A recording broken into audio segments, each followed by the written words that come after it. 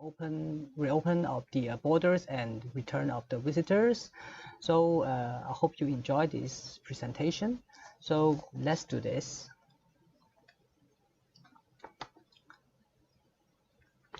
Today, my presentation will be introducing on what had happened in China since the outbreak of the epidemic. What's the travel restrictions so far? What's the situation of Chinese tourism? What's the key cities in China, their economical level, and the update of the COVID-19? What's the progress of the vaccinations in China? Most of the above topics will be shared with the numbers and statistics. Also, I will share with the Chinese tourist consumption habit to give you a better picture of what they look like nowadays. Finally, I will introduce what the Chinese team is doing to promote the Uganda.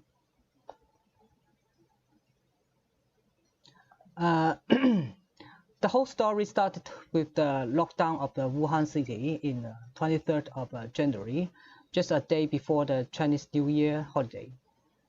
The airport, the train, the bus stations was totally shut down. The whole country was shocked with fears. The next day, Chinese government ordered the travel agents around the country to stop their product sales, including domestic and international tours. Meanwhile, the agents have to assist their clients to make the refund and to do the day change for the passengers, so as to stop the virus spreading. 1 week later, a large number of the foreign airlines started to suspend their flights to China.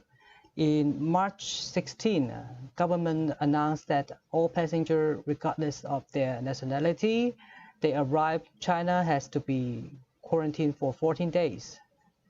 The chart on the right-hand side shows a sudden drop of the month. The outbound travel volume before the Chinese New Year holiday. It just took several days for the passenger number to fall from nearly 7 million to 1 million.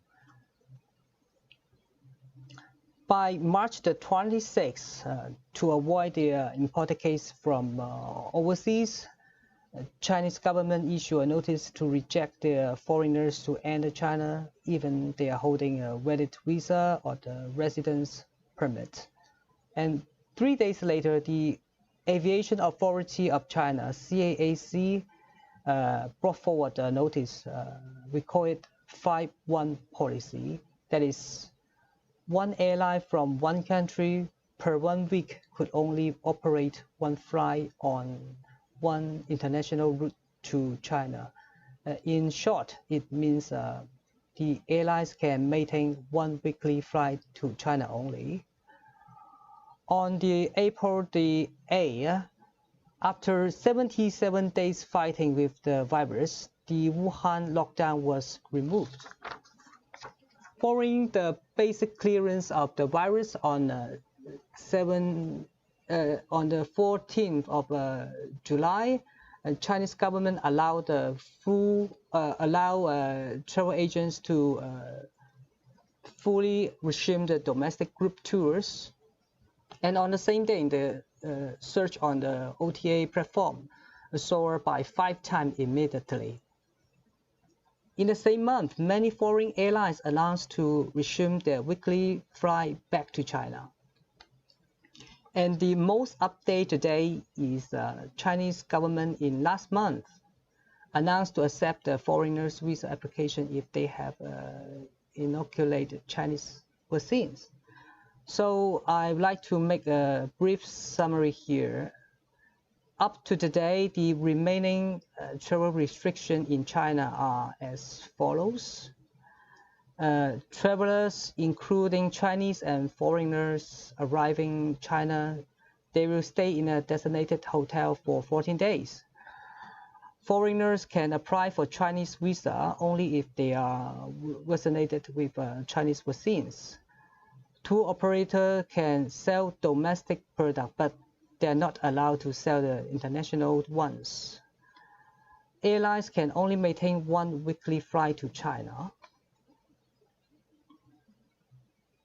So after the 5-1 policy became valid, the number of flights between China and Uganda fell from 49 to 9 only per week. So the capacity between the two countries has become very small, and the air ticket become very high, and that is 4 times comparing than before. 4 times, very high. On the other side, after years waiting, the Chinese public was very excited to celebrate their first public holiday since the virus cleared in the country. The National Day holiday, we also call it the Golden Week. Last year, 637 million tourists travel domestic throughout the whole country, and the tourism revenue was 666 billion yuan. That represents a year-on-year 69% recovery. For the Labor Day holiday this year, that's a 5-day holiday of next week. By 14 April, it's expected that there will be 20 million travelers will make their trip around the country. The booking on the trip.com has increased significantly comparing to the same period of 2019. All of these figures show the rebound of the domestic tourism industry. If people are not allowed to fly abroad, they will fly within the country because they have gone used to a traveling holiday.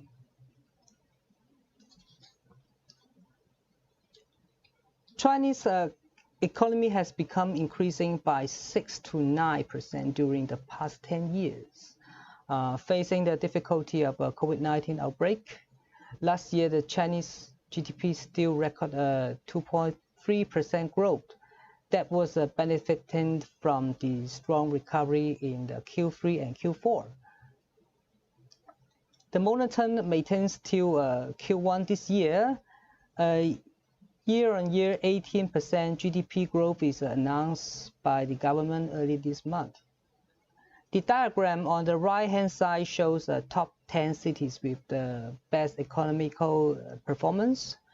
Shanghai, Beijing, Shenzhen, Guangzhou are the top 4 cities in terms of the economy development.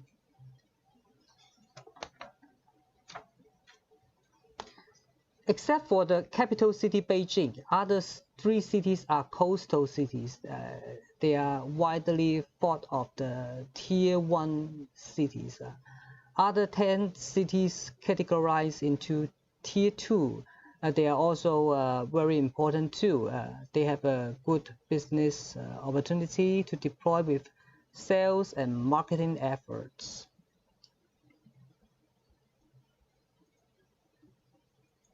This chapter will talk about the COVID-19 vaccination progress in China. Till 26th of April, a week ago, 2 days ago, there are 527 active cases in China and newly increased by 20 cases. All of these cases are imported cases from overseas, and there is no local case in the country at the moment. By 23rd of April, there are total number of 133 million Chinese people has been vaccinated. That represents 12% of the overall population. And it is notable news that currently China has 4 approved vaccines, and the country aims to vaccinate 70 to 80% of the population, that is 900 million to 1 billion people by middle of 2020s.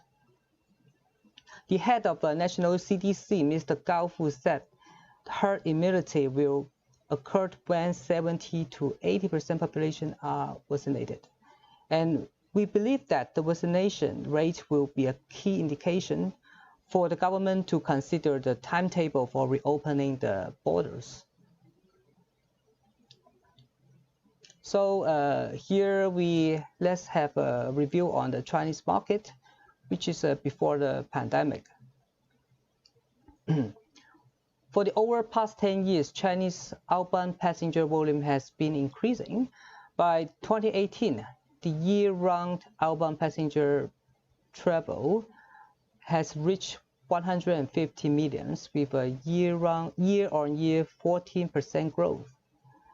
On the expenditure side, since 1913, Chinese has existed the United States become the country that consuming the most in other countries.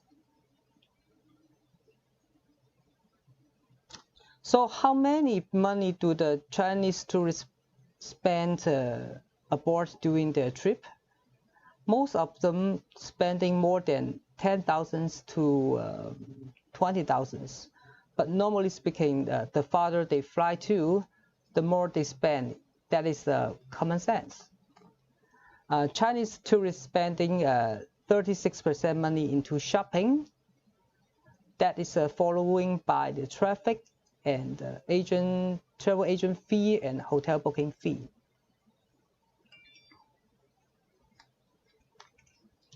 So where do the Chinese people fly into?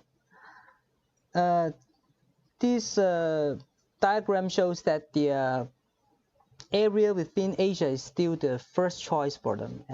Half of the Chinese people prefer to fly to neighboring countries. However, all the others like Europe, Australia, New Zealand, Africa, Middle East are increasing in scale. That means more and more Chinese travelers start to choose to experience something new and no more limited themselves within the Asia area. But the United States and Canada are different than before. The travel volume decreased a little bit due to the trade war and the relationship of both countries.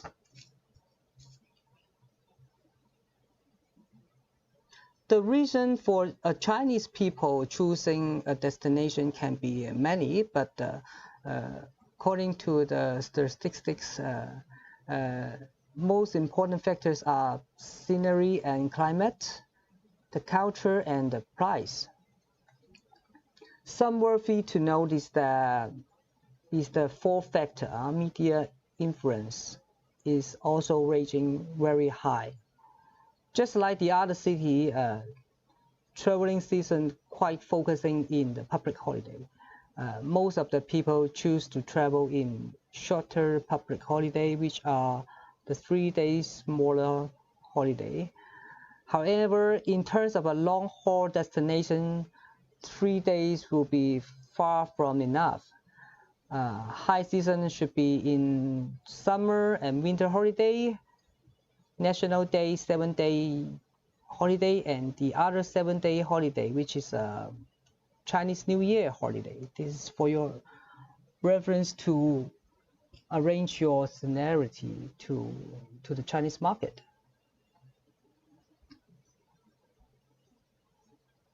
For the accommodation selection, almost a half of people choose a 3 or 4 stars hotel. When deciding on which hotel to choose from, the Chinese tourists consider most on traffic convenience and locations. Besides, price and brands are also the important considerations.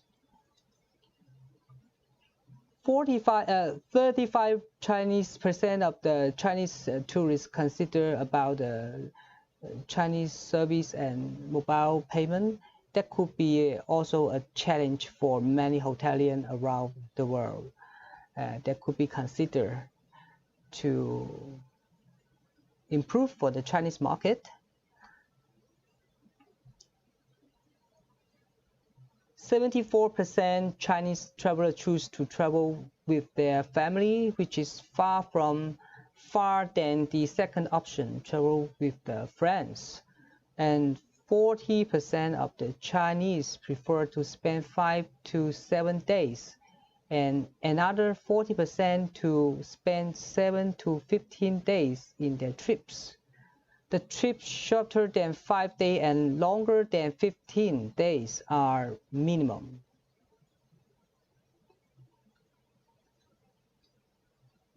For the entertainment, during their stays abroad, 73% people love to visit the amusement park and the theme park.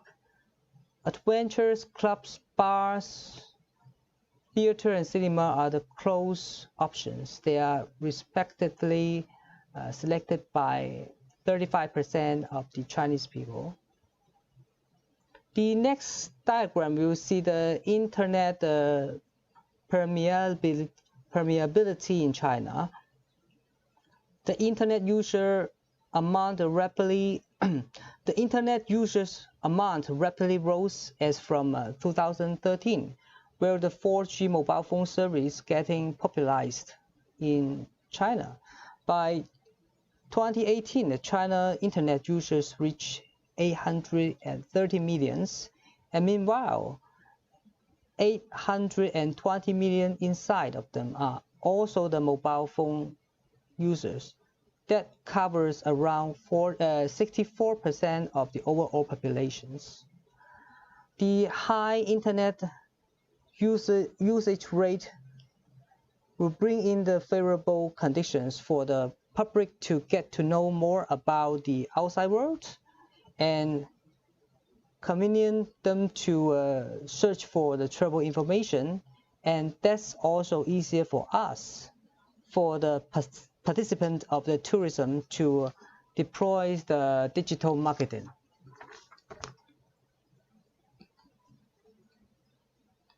There are two more factors to impact the outbound travel in China. That is the free visa policy to China traveler by another country. By the end of 2019, the number of the country provides free visa policy to China already reached 72. That's undoubtedly a very good news for those impulsive travel lovers. Meanwhile, the currency exchange rate seems to be a matter too.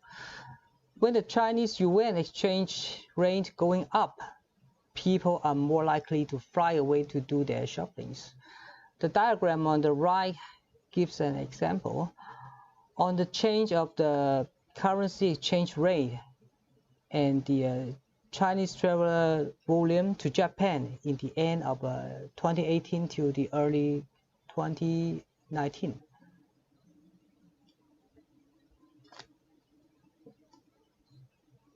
The international route number also reflects the strong travel demand in China. The number of the international route reached 849 in the year of 2018, and that's a great increase, a double increase comparing to what it was in 2013. And all this just happened in 5 years.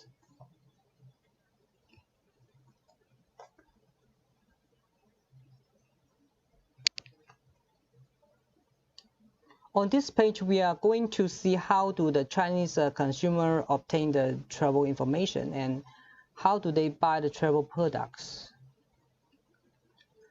Most of the consumers think the OTA channels is the best way in both getting the information and buying the products. For the way of acquiring travel information, search engine, social media, user-generated content website has a more balance than the others.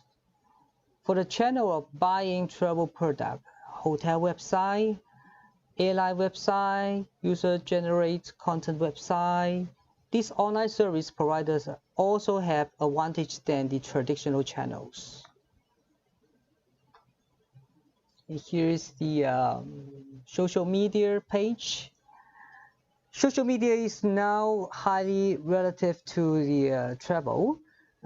Chinese travelers have gone used to obtain travel information from the social media and share their own experience back to it after they travel. Younger travelers are more likely to be inspired by the travel itinerary from the KOLs on the live streaming and short video platform.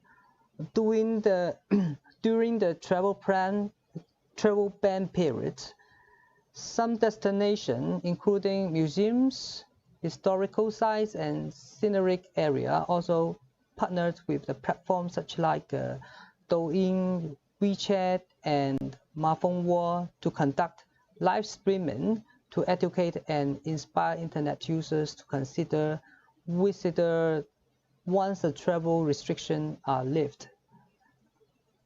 Travel agents used to sell outbound tours now also continue to share their destination video onto the social media. They hope to prepare for the resumption of the international groups. So this page, we have an introduction on the social media and the traveling apps that we use daily in China. China now has a quite different internet ecosystem. The country has its own social apps and they are obsessed by the Chinese people too. One reason is that the internet Great Firewall in China. People in China could not use most of the social media which are globally popular. Another reason is that these Chinese apps has refined its functions to suit the usage habit of the local people. So I attach you the most popular travel apps here. The most popular 3 social media will be on the bottom of the page. That is WeChat, Chinese all-in-one super apps. Weibo, this is a micro blogging news site, potential for variety. And Douyin is the Chinese version TikTok, video sharing network. The most popular UGC user-generated content website would be Kia and Mafengwo. Both of them are very famous for travelers to sharing their experience. OTA on the right-hand side, there are quite a lot. These are the 6 top ones we can show everybody. That is Ctrip. Ctrip is also known as Trip.com and Tongcheng Yilong, Qunar, Fiji, Lumama, and Tuniu. All of these 6 OTA are very huge and industrial giants.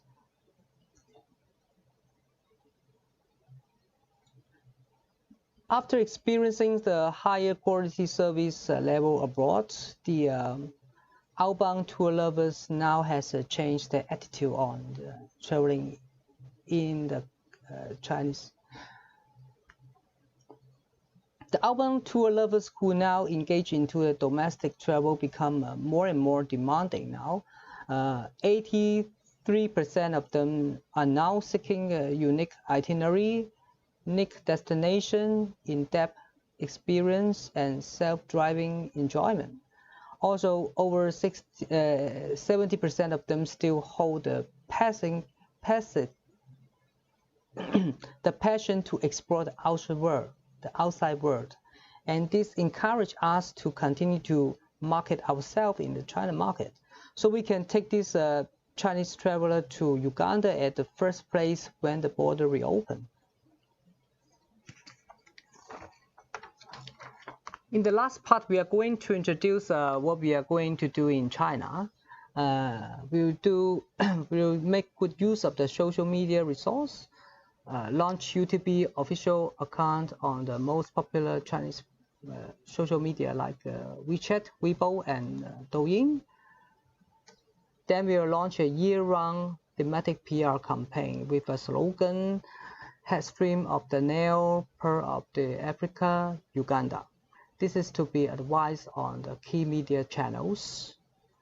Arrange monthly press release, then we will develop Uganda Media Club by translating and localize monthly press release to the Chinese media. And finally, at the suitable timing, we will launch Asian and medium fam tour to Uganda for them to experience the destination. On the other hand, we will educate the trade and prepare for the border reopening, like setting up webinar to introduce Uganda, establish a knowledge bank for the trade to study, develop a Uganda Tourism Board travel and specialist program that is for agents to better understand the knowledge of the Uganda. Also to launch a campaign to encourage new and creative Uganda itinerary together with the trade in China, to let them to design their own itinerary and this to be a game. Finally, we are going to organize a Uganda Tourism Board virtual roadshow. So all these programs will be deployed to a year's time and to gradually arouse the public's and the trade's attention to the unique destination, Uganda. So this is my presentation today. I thank you for your time to see this presentation and enjoy the event. Hope the information I shared to you today will be helpful. Thank you very much. 谢谢。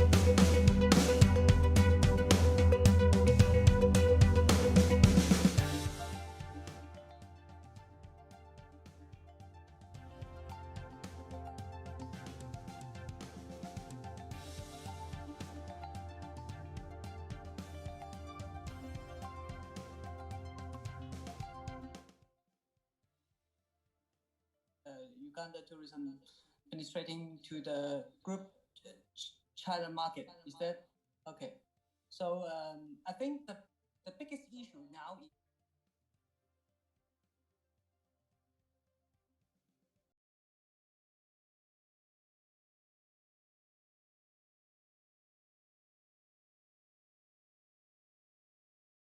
from that country in Africa. They think it's like a whole part.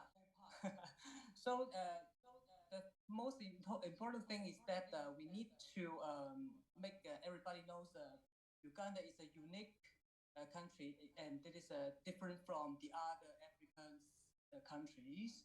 It has a very special and the price is good and that is very important. And other thing is that Chinese people doesn't read a lot of things in Africa. We need to do more promotion and on the social media and everywhere to let them know the beautiful country. Yeah, from the beginning.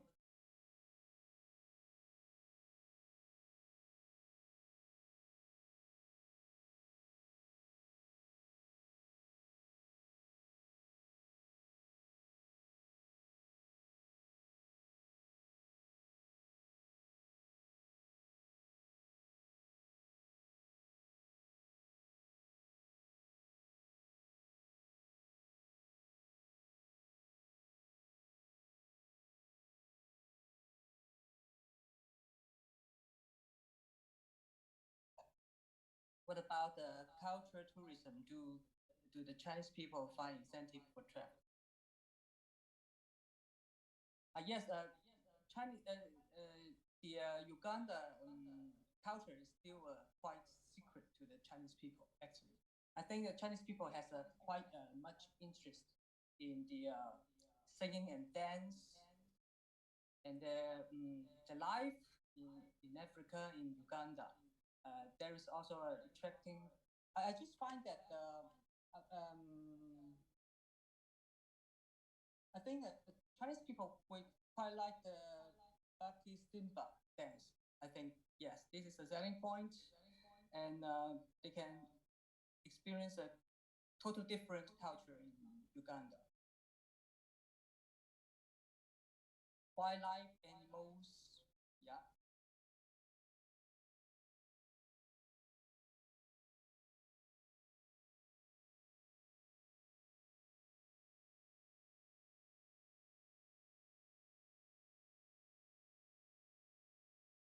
Hello.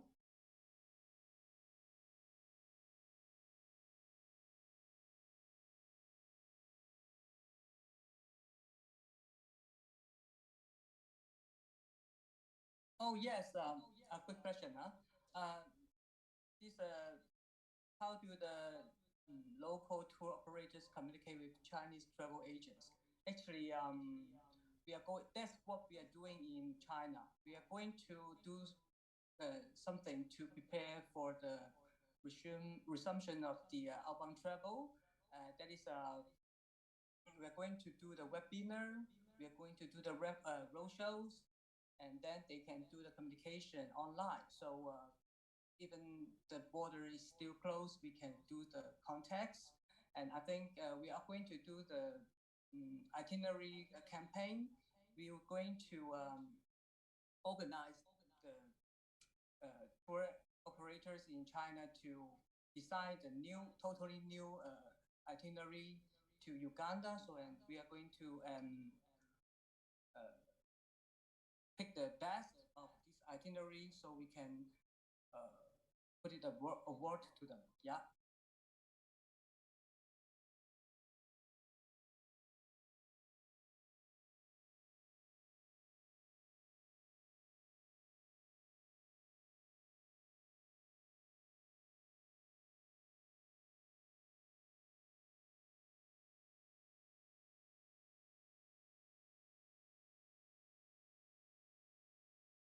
Okay. So thank you. Uh, let's introduce. Let's welcome Joy and Andy to make their conversation here. Thank you.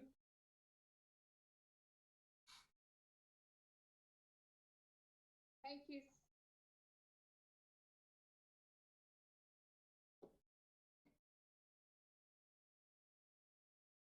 Haven't switched yet. Thank you so much, Derek, for the introduction. Thank you. Welcome, everybody, to the United Kingdom and Ireland. I'm joined today by Andy Price, and let me just go through our presentation with you.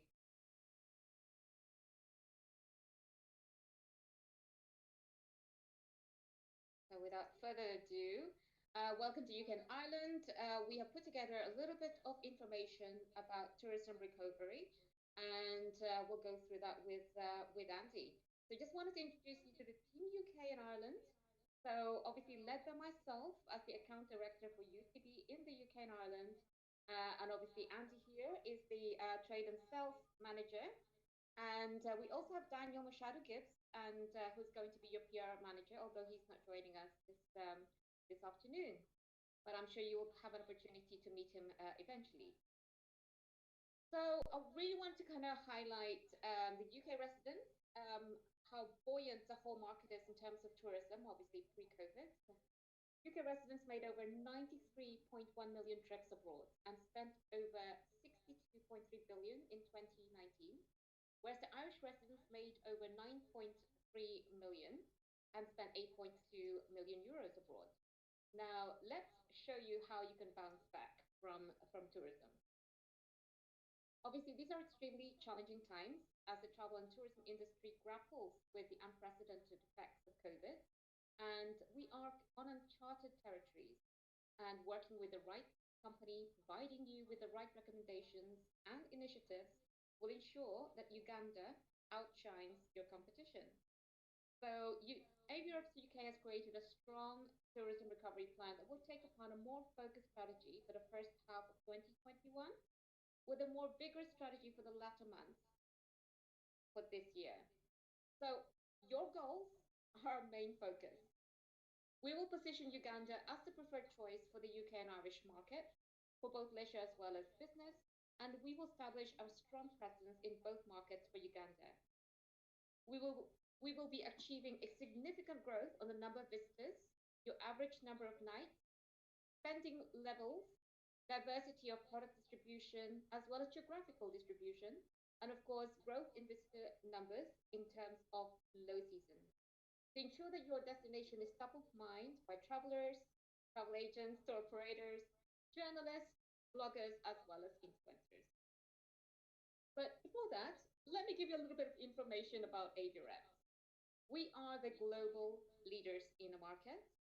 We have 67 offices across the world and across 48 countries across the world with 300 clients worldwide. We also have over 800 employees throughout our network. We are a one-stop shop for tourism services. We work in 4 specialist departments in an award-winning team. We do tourism sales and marketing, we do PR and media communications, we do aviation sales and marketing, we also do events and projects.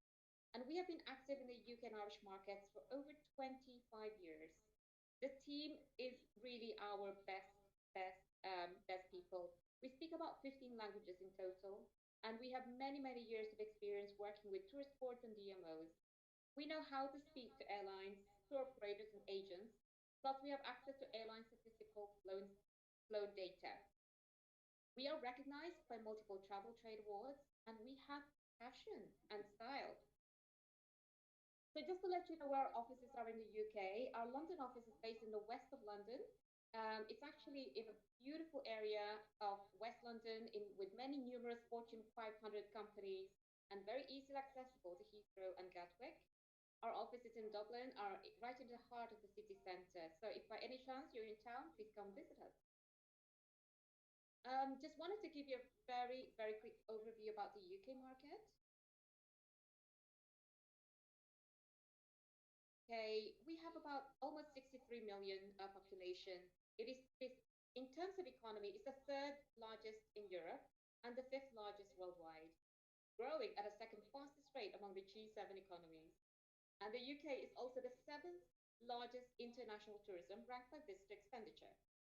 Now, there are two key issues most recently in the UK. The January 2020, and of course COVID, which is experienced throughout the world. But thankfully, I'm pleased to tell you that new cases are plummeting down, with over 60% of the UK population now vaccinated. We are likely to be the very first European country to recover on outbound tourism. GDP growth has been a little bit dampened in the first half, or first quarter, I should say, of 2021, but it is expected to bounce back, as you can see from the graph below. In terms of outbound tourism, the UK market is resilient and growing, of course, pre-COVID, just like the rest of the world.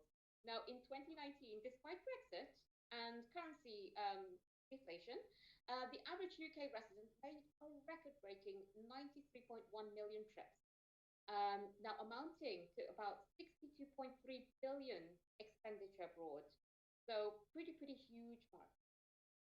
Outbound tourism for millennials and over 55s are the most frequent travelers. And London region remains an important region for us with very large increase of frequent travelers. So really an area for us to put a little bit more extra focus on.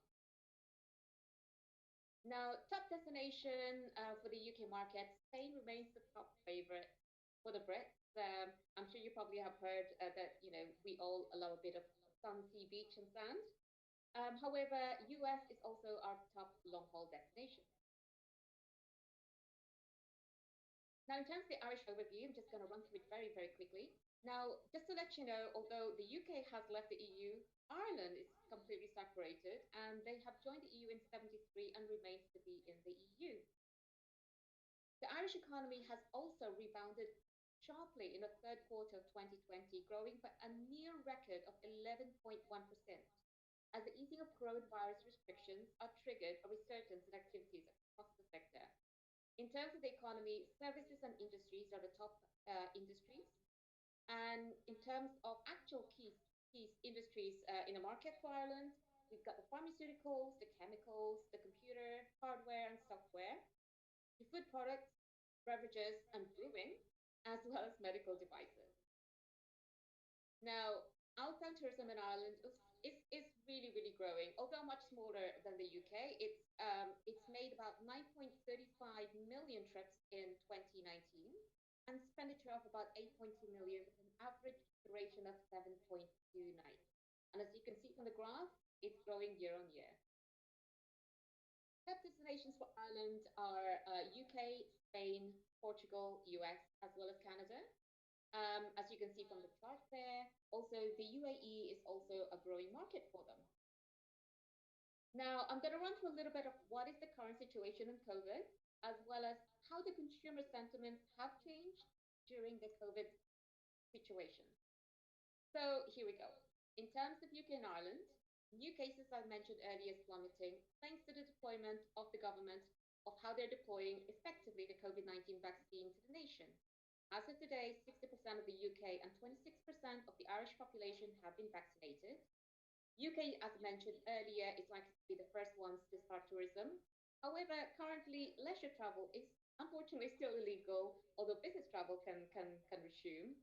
We are expecting a traffic light system to be put in place from the 17th of May at the earliest, so that the UK and Irish travel markets can start traveling across the world again. Now, currently, there is a mandatory quarantine necessary for most countries arriving into the UK with about 10 to 14 days that they must quarantine at home. However, some destinations that are on red lists, this has to be 14 days in a designated hotel, and the traveler's expenses can be very high, starting from about £150 per day. So it's pretty huge. And we are expecting the UK, however, to really bounce back from tourism, especially from summer and onwards. And for Ireland, it's likely to be more autumn and onwards. Now, consumer sentiments have been slightly changing during the pandemic. The consumer remains concerned about the effects of COVID. Of course, health and safety is still a massive issue. Economy, spending, and the routines have also changed. Many have delayed purchases, adapting to more new habits to save money and becoming more mindful in how they spend. Value is really key to them. More consumers are now shifting to more online purchases and services. And this is likely to continue after COVID. Now, in terms of digital, this has become magnified during the whole COVID pandemic. The sudden increase of people being indoors and working from home, the lifestyle has obviously changed because of this. They've shifted to a more online way of living, and this is expected to remain the same in the future. Social media is also going to be and remains huge in the market, but has drastically increased because of COVID. So a few digital trends that influence us. The visual content is absolutely key. As they say in the market, content is king. So having some very, very good quality content that are also user generated is really key. Instagram, YouTube, and TikTok are growing rapidly in terms of popularity. Interactive marketing has also increased to increase engagement, and individualized experience is really a very important factor. Now, authenticity and diversity is key. Really important to ensure that you have very good online reputation, have a very good website, and also making sure that your SEO is up and running really, really well so that you are seen in the Google market. And personalized marketing is absolutely key to get better engagement. Social media trends that influences us. Well, this is a very extensive area of expertise. Now, I'm hoping that you have seen the seminar of leveraging digital recently done by Adara and Social Trinity. So this kind of a continuation towards that, and without having to kind of repeat everything they've already said, one of the key things that I want to point out is that collaboration with micro influencers with about 10 to 50,000 followers is on a rise, generating much higher engagement rates and a really key focus right now. Also, another area of focus is the fact that 1.5 billion now uses TikTok. So it's a very, very fast growing social network. 41% of adults use voice searches, so another area for you to watch out for. And Instagram stories are used now by 500 million users every day. So I'm going to now leave you to Andy to discuss how to penetrate the UK and Irish. Over to you, Andy. Thank you, Joy. First of all, everybody, I'd like to say Tusan Yusei Okubalaba. I hope I pronounced that right and didn't offend anybody else, but I look forward to speaking with you and obviously working with you as well. So first of all, over the last few weeks, I've been talking to tour operators, the travel agencies, and conducting a SWOT analysis really of Uganda, Uganda tourism, and I wanted to share a few of the results with you here. I won't go through all of them, but this presentation will obviously be for you to download afterwards as well. So some of your strengths. Uganda has genuine bucket list experiences, and that is what us as Brits love. You know, we also love Africa. We've got a long-standing history. Obviously, you're a Commonwealth country as well, and so one of the big strengths is we have a historical love of Africa. Your beautiful, authentic lodge product is seen by the market as a real plus, a real bonus, as well as all of the variety of different experiences you offer. It's great to be working with a very forward-looking tourist board as well. I mean, just look at the fantastic event that's been put on this week. That really helps penetrate the market and is very much appreciated by the UK and Irish trade. So, you know, working very heavily in the market with UTB will change the market and will be a big strength. Some of the weaknesses that are coming across very clearly, there's a definite lack of consumer knowledge and also of trade awareness. I think there's some perceptions in the marketplace, perhaps if some parts of Africa get put together, and it's not necessarily fair on the amazing product and offering that Uganda has. So that's definitely something that we need to overcome.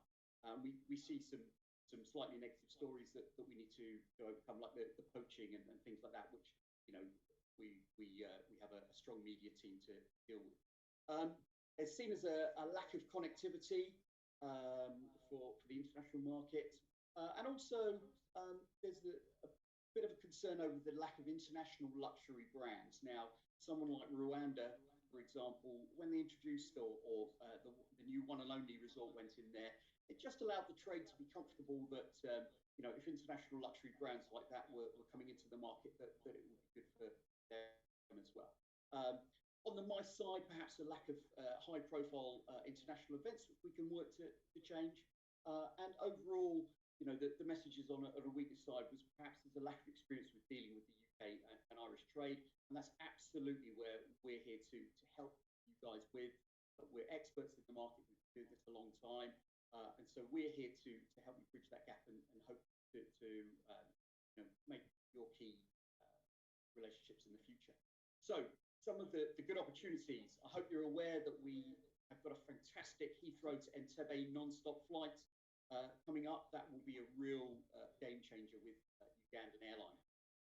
The UK has a love of new destinations. We like to be ahead of the trends, and of course that means that the travel trade do as well. The travel trade can't have their customers phoning them up and asking about a destination that they don't know about. So being a relatively new destination in terms of international brand, then that's seen as a good thing.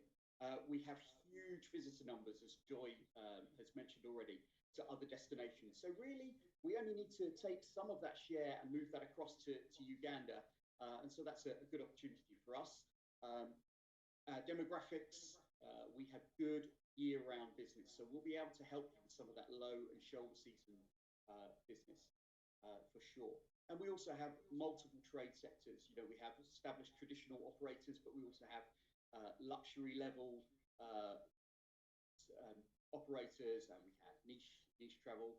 And then a few of the threats that were identified for us as well.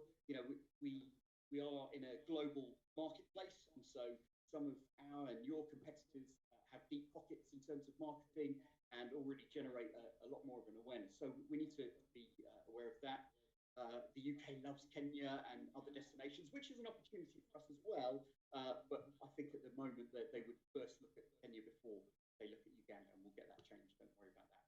As I mentioned before, some perhaps perceptions which are wrong about health and safety and COVID and things, and perhaps that Africa is hard to do business with as well. And those are all things that may be threats in the market at the moment, but something we definitely can help overcome. Okay, so what trends are we looking at leveraging for Uganda? So as Joy mentioned, there's a huge growth in long-haul travel, which obviously is fantastic for Uganda. There's a big rise in the adventure traveller and the adventure sector traveller. Huge growth in the luxury high-end market, and something we all like to use in this country, FOMO, fear of missing out. We don't like our neighbours to have been somewhere and talking about it, maybe bragging about it down the pub if we haven't done it or we can't do it. So the bucket list ticking is a real boom at the moment. And again, as Joy's mentioned, post-COVID, there's a huge pent-up demand here in the UK and in Ireland to leave our houses, get our suitcases, and get out travelling. One final one that we can leverage as well, which has come into the market very, very recently, actually, and that's revenge tourism. Now, don't worry, that's not taking revenge on your loved ones or partners or anything. That's the older demographic who have perhaps been locked up in their houses for longer due to COVID. They are saying, we want to be the first ones out there and take safaris. They want to take cruises. They want to take revenge on COVID. And so we're seeing that as a big buzzword in the market right.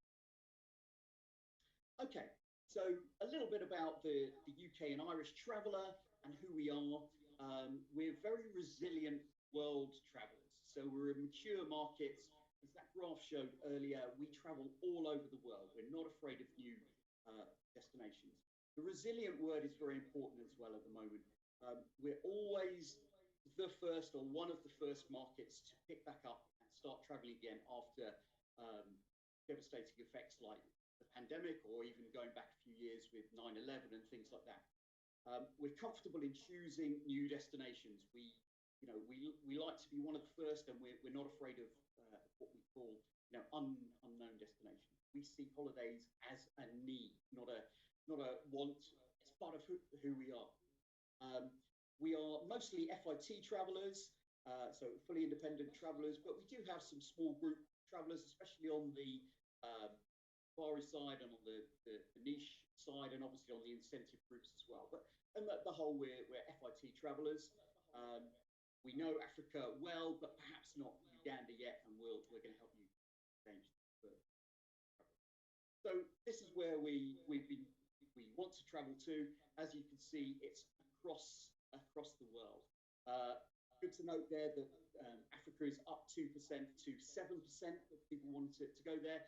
But there's not really any region of the world that we don't wish to travel to. Now, how can we penetrate the UK and Irish market? Now, we firmly believe in a 360 all-encompassing work plan.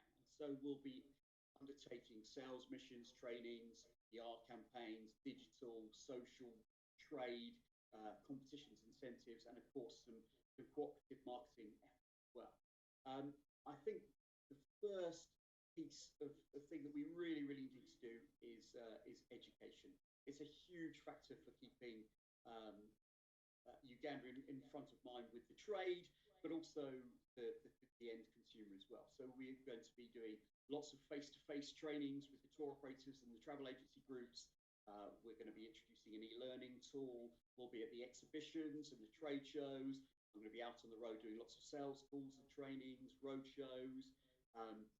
We're developing good travel trade kits, and my colleague Daniel on the PR side is putting together all of the tools and content that the media needs as well. So all of that is important to educate. And of course, we all know there's no better way to learn a destination than FamTrip and that one-to-one experience. It just gives a whole different level to your understanding of the market. And as soon as it allows, the market allows, we'll be in your market with bringing FamTrips, product managers, travel agents, and of course media trips as well, influencers and the media. So we'll be in market. Of course, as well as education, we need to get the product development right as well. At the moment, there's some Uganda products across UK sectors, but not enough of a product. And so we're going to be nurturing our existing relationships with the market to increase that, and of course seeking out new markets for you, new niches, new brochure inclusion, new ideas, new itineraries. So that's a big part of the job to start with. Okay, so when do we like to travel? Well, as I mentioned earlier, we're a genuine year-round market. We do have the demographics that we can work with you on for low and shoulder business. Our traditional longer travel periods, or our longer holidays, are the summer, which is late July through to early September. We have 2 weeks at Easter and 2 weeks at Christmas, and it is kind of tradition, especially Easter in the summer, that we do go away and we do book away. So we are one of your genuine year-round markets here. Now, just a few pointers in doing business with the UK and Irish markets. It's very, very important to build and nurture relationships, short term, but of course across the long term. Very much, maybe a bit of a cliche, but very much in our markets, people buy from people. So it's all about us building relationships with you, us introducing you to the key players, and you building those relationships as well. Some of the things that we're hearing, so excuse me, the operators crying out for now, they are going to need a lot more flexible booking. Okay, so have a look at your booking terms and conditions. They must be flexible. They're going to need proven health and safety policies as well before they even look at doing business with certain parts of the world. The market is booking currently, because of the pandemic and the huge pent-up demand. The market is hugely booking for 2022, but huge amounts of numbers for 2023. So please ensure you've got your rates in the market for 2023 already, or if you're not quite ready to do that, then maybe a price freeze guarantee for your 2022 rates. That's what the operators are looking for, and you'll find they'll be coming to you with a bit of earlier contracts, earlier in the market. One key one with the UK and Irish market, they're dealing with all of the world, so please be fast to respond with accurate answers and become reliable. We want them to trust Uganda that whatever they need to, and even if that you can't help them with something, you know, as long as a polite no comes across or something like that, that'll help the future business as well. And the commission rates, I mean, they do change from time to time, but for one-off bookings, you're looking at sort of a 10% commission, but most of the market will work on a net rate contract. Okay, so the majority of it will work on a net rate contract, and they're looking between 20 and 25% rates, markups, and then the DMCs would be looking at 20 to 25%. On the luxury level, as I said, got a big high-end market. You may need to look at matching some of the virtuoso market, benefits that are in the market. Things like early check-ins, things like spa amenities, have those, things like room upgrades upon arrival. So that's a big part of the luxury high-end market. Of course, please use our office. We are here as your office, so use our expertise, our contacts, but also it's important to take a long-term view. This is going to take us working together, development over the longer. Okay, so I've been asked quickly to touch upon what is a package, because it's something that you hear regularly, especially when you're dealing with the UK and Irish market. Simple terms, a package is a bundle of travel arrangements, which includes flight and the hotel, but often attractions, transfers, and it's bundled up by the tour operator and sold as one price, so one hidden price. Now, what that gives, it gives the traveller protection from government schemes. So in the UK, it's called the CAA, the ATOL scheme, and in Ireland, it's called the Commission for Aviation Regulation, which means that if anything happens to any of the suppliers on the ground, or indeed the tour operator itself, the government steps in and uses the bond to help the operator. Now, sadly, over the last 2 years, that's been needed to be done a lot with some big high-profile failures like STA Travel, and only recently this week, sadly, one of Ireland's oldest travel agents, Joe Walsh Travel, went into administration for COVID. So that is a package, basically. It's a bundle of travel arrangements. Okay, so an overview quickly of the UK and Irish trade that we're dealing with, and this will all be available for you to look through afterwards, and please let me know any questions. But we're dealing with tour operators, the travel agency sector, the MICE sector, and all of the industry partners, the great associations like ATA, the High Commission. We are your face and your eyes and ears in the market across here. We're a very, very mature market. So very briefly, some of the key sectors just to take you through that you may or may already know. So traditional tour operators, those are the guys that produce a brochure.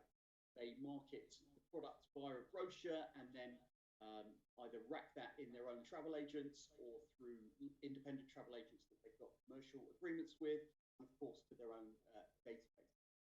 Some have worldwide brochures that feature a section of Africa, and some will have their own Africa standalone brochure. So there's lots of different peculiarities, and each different tour operator will work differently. So that's key that you work closely with us, and we'll help you through all those different things in the market.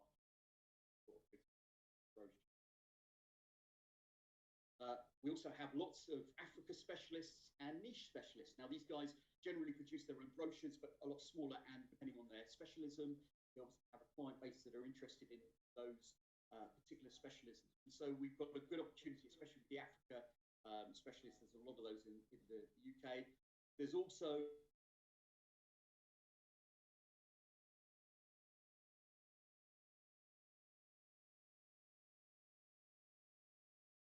only tour operators. So lots of different types in the niche markets.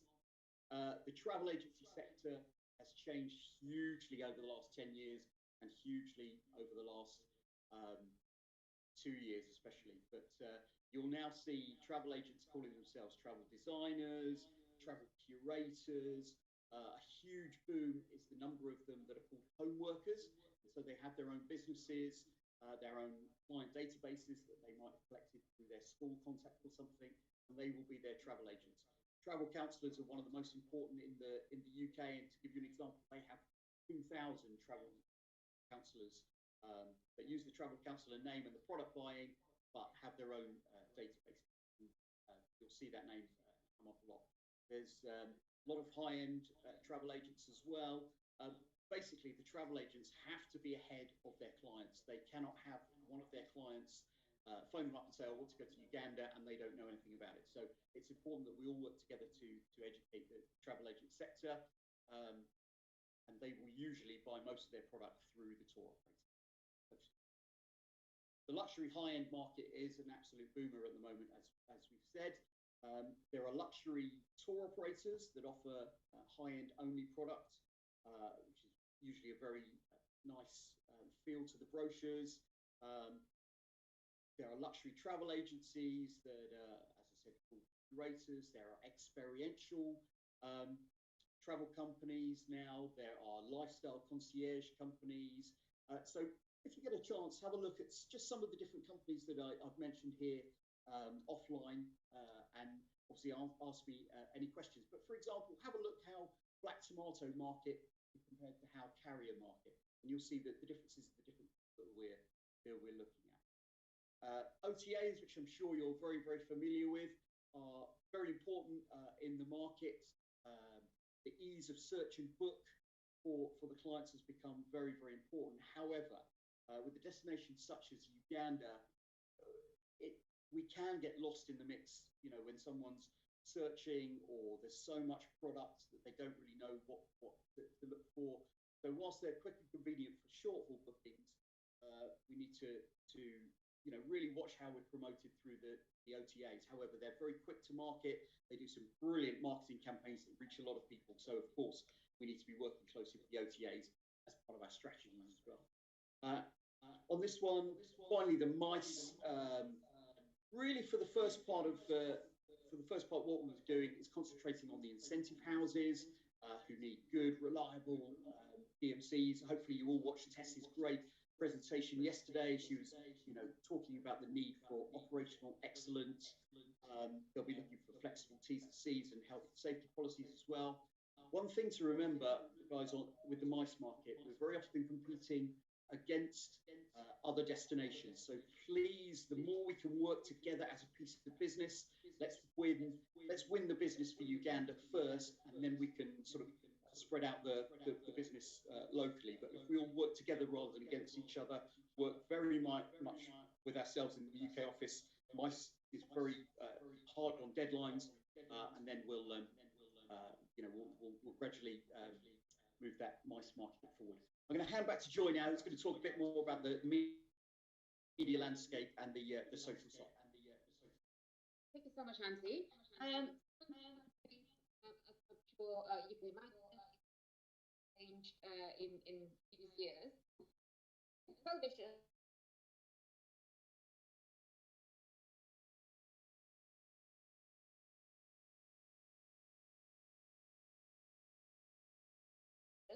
although it takes on television like Netflix and Sky, so more of a subscription-based television.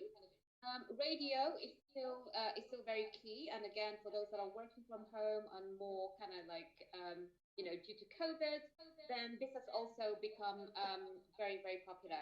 Newspapers, in terms of actual circulation, has been on a bit of a decline, as many people are looking more towards online in terms of getting their news information, because they are a lot more dynamic. Now, just wanted to kind of give you a very, very quick topography of the top TV channels, radio stations, newspapers, as well as magazines in the market. Obviously, like I said earlier, I'll be sharing this presentation with you all so that you'll be able to kind of see it all and check. Social media landscape in the UK is absolutely key. It is really crucial to be part of this landscape in the United Kingdom. There are now 65 million internet users in the UK, which is pretty much majority of the population. Even young kids as little as 5 are already on the internet. Now, in terms of social media users, 45 million social media users are now in the UK, Facebook being the top, followed immediately by Instagram and LinkedIn. TikTok, as I mentioned earlier, is massively, massively growing, and you will see all the information there in the graph just down below. Now, in terms of social media behaviors, it's really really massively increased as people are now working more from home, and you can see a lot more internet usage throughout. So I wanted to kind of run through how best to target certain demographics that will be key for Uganda. Now, some of the key factors that we have identified are millennials and adventure seekers. Now, it's a very, very important segment, a well-educated with a broad range of interests and with a sense of adventure, which are absolute cornerstone for Uganda. Now, they like to live life to the full in terms of YOLO living. You only live once.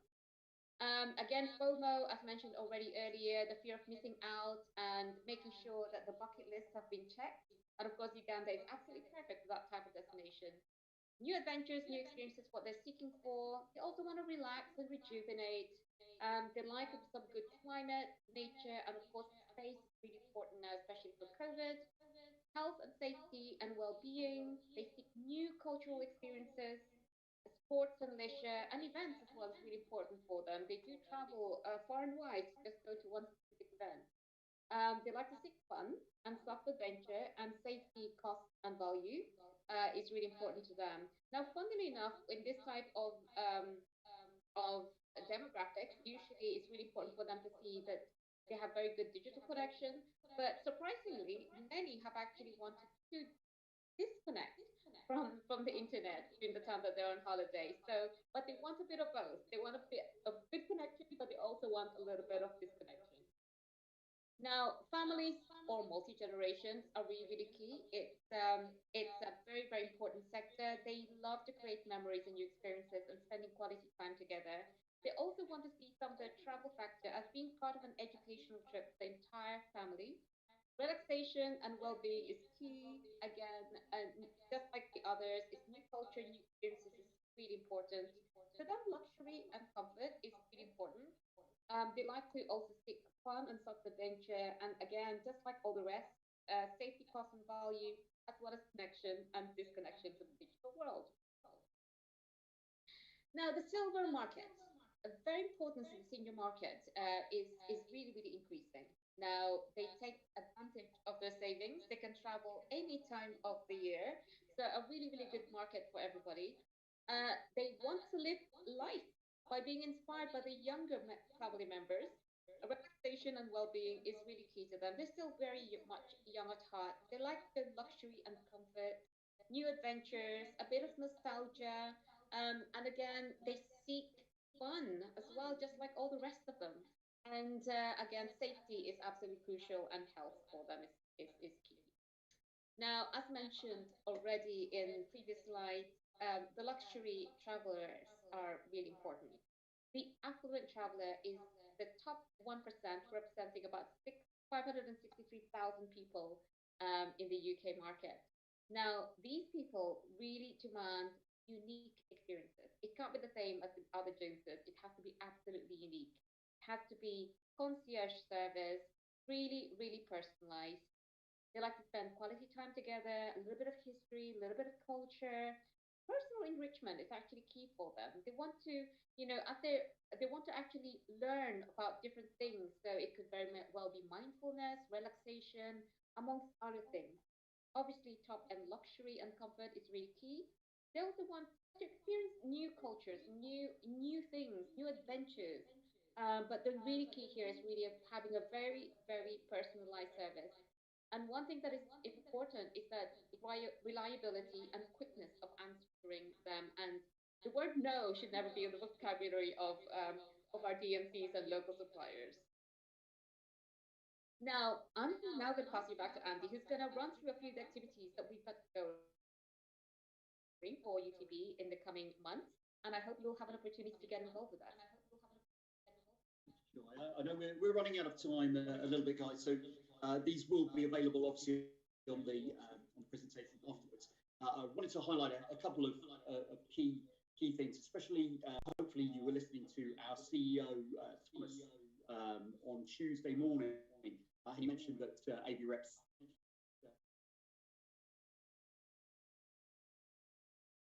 Cayman Island on the 7th and the 8th of July. And I'm delighted to say that Uganda are the official headline. So already, we're working closely with UTB to make sure that the highest possible profile at these really important events. There'll be lots of lots and lots of buyers there, and we'll let you know the ways that you guys can get involved on a local level as well.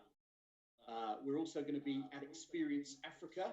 Hopefully, that will be one of the first face-to-face events we're able to do again. But that's all of the top African product managers are coming together for a few days of one-to-one meetings, networking, seminars, and so we're already all ready for that September. Education, as we touched upon, is a key element, and AVREPs offer a market-leading e-learning tool for the travel agents to learn all about the products. Now, that's still in development and discussion with UTB, but again, that's a key part of what you guys will be able to get involved with, hopefully in the future. We'll be doing lots of cooperative marketing with all partners within the travel trade, the trade media. That's B2B, but also hitting the end consumer as well, working with trade media groups, working with ATA, working directly with tour operators. Of course, trade shows, road shows, networking events. We've got some good plans in the pipeline for some live events in Q4, and you can see obviously WTM, which is the key trade show for us over here. There's a good opportunity for you to come and exhibit alongside UTB and ourselves, and we can introduce you to these the key people now. But obviously, look out for more information. But we're going to be very, very active and visual in the marketplace. Coming up soon on the media side, Daniel's asked me to mention that we're signed up for the International Media Marketplace, the most important event in the UK media market. There'll be 400 journalists and influencers attending in May. We get one-to-one meetings with the journalists already. The site, we've uploaded all of your amazing video content, imagery. We're already getting requests from journalists who have interest. And so on the media side, the media marketplace is a key one, and we're already there for you. Again, Joy's mentioned the importance of social media, promotions of new content, new viral style videos, which we'll be working to create. And really, we can do so much more. We're going to be working very, very closely with UTB to develop the program for what the market needs short term, but obviously, hopefully developing your presence in the market for the long term.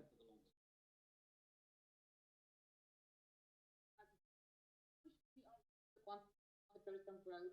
So, I'm not going to go through every single one of this, but at least you can really get a bit of a gist of the things that we can do for you in the market. So without further ado, strategic planning and powerful partnerships are key to exceeding of your goals. So let us help you succeed. So thank you so much for listening in, and I hope you enjoyed the presentation. We are now open to answering potentially some of your questions. Thank you so much.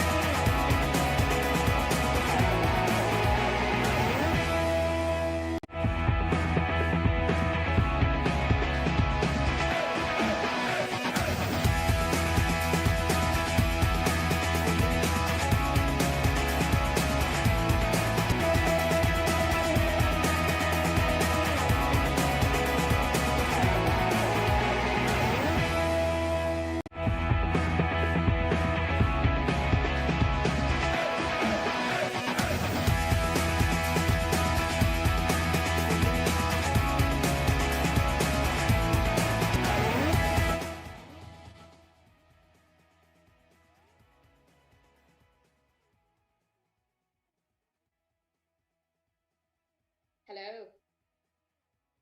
Hello, guys. we've got a couple of quick questions. I know we're running out of time, and Glenn is eager to follow us. Maybe we've got time for one that's been sent in.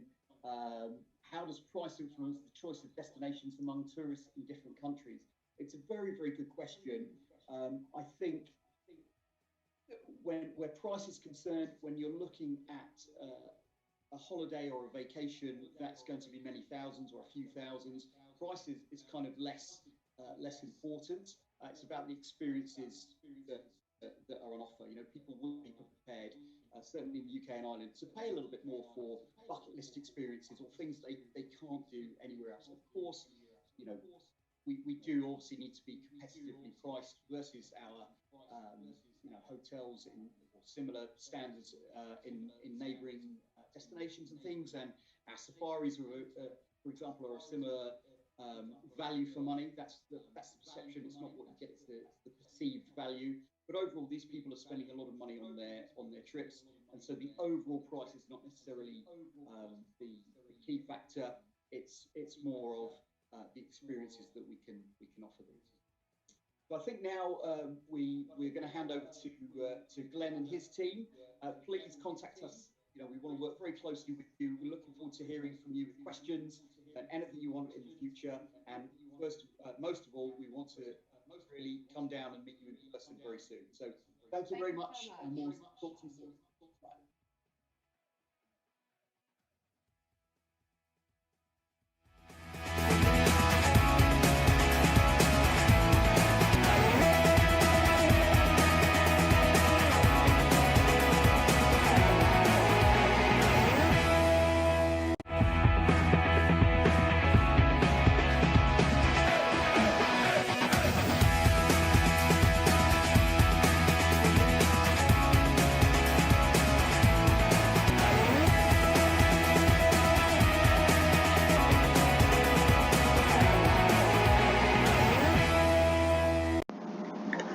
Hello everyone, my name is Glenn Johnston, and along with my colleagues based here in Dubai and also in Saudi Arabia, it's our great honor and privilege to be able to represent Uganda Tourism Board here in the Middle East. So today, it's also a great opportunity and privilege to be able to give you a little bit of background about our market. And so in today's slides, I would just quickly like to give you a little bit of background about the markets that we activate and active in. Also to give you a little bit of the traveler characteristics of our market, and then also some travel trade trends that are happening within our markets as well. This will be followed by some tips for business, and then that will also be followed by giving a little bit of the characteristics of many of our Muslim travelers from our region and what they're looking for when they travel. And on top of that, also giving a bit of an overview with regards to flight connectivity from our region, following or finalizing with some market initiatives that we have planned to represent Uganda here in the Middle East and how you can get involved. So without any further ado, I'd just like to give you a very basic overview of the actual markets that we operate in. So the UAE, United Arab Emirates, is one of the major ones that we will be focusing on, along with Saudi Arabia. These will be the two key markets that we're looking on because of their size and potential, but also Qatar, and then also Kuwait, Oman, and Bahrain. To give you a little bit of background and a little bit of uniqueness, I would say, about our region is that, of course, the United Arab Emirates is home to Emiratis, Saudi Arabia is home to Saudis, etc., etc. But what's really unique about our region is that more than the local nationals, the larger population is made out of expatriates, which come from all around the world. There's some of the largest expatriate populations come from South Asia, including India, Pakistan, but there's also a lot of other Arab expatriates, which might be coming from Egypt, from the Levant, And of course, there's also a lot of Asians, whether it be from the Philippines and other places as well as from Africa as well.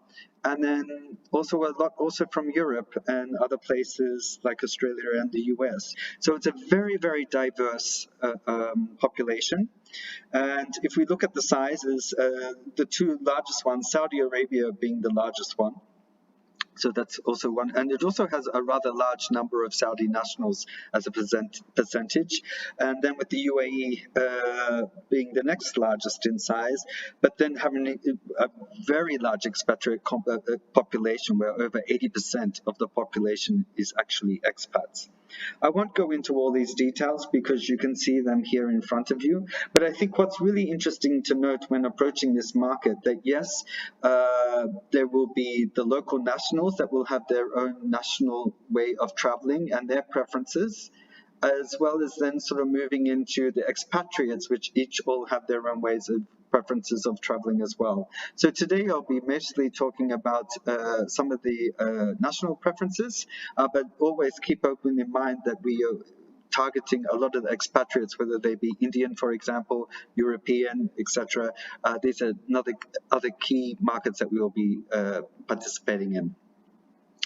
So just to give you a little bit of background, I guess why our market is quite an exciting market to target. First of the reason being is that especially when we're looking at nationals, they tend to travel with families and therefore in larger groups.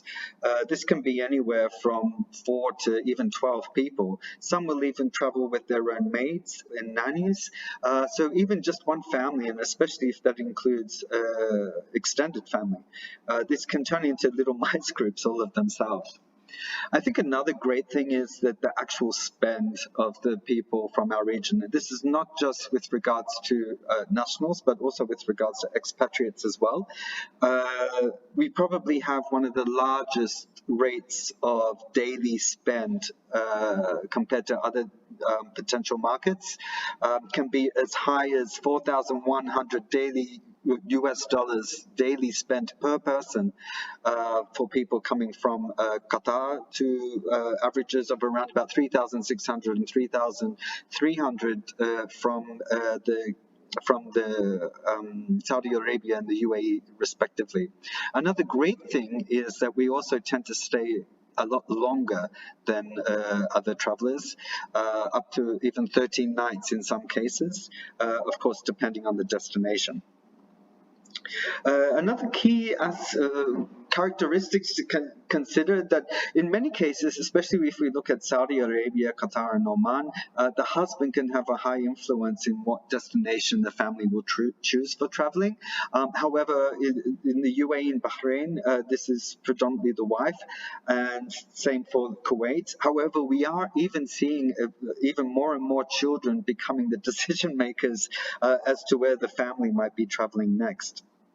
Another really fantastic reason why our market's a great one to target is that predominantly all preferred accommodation is in the 5-star or 4-star rating.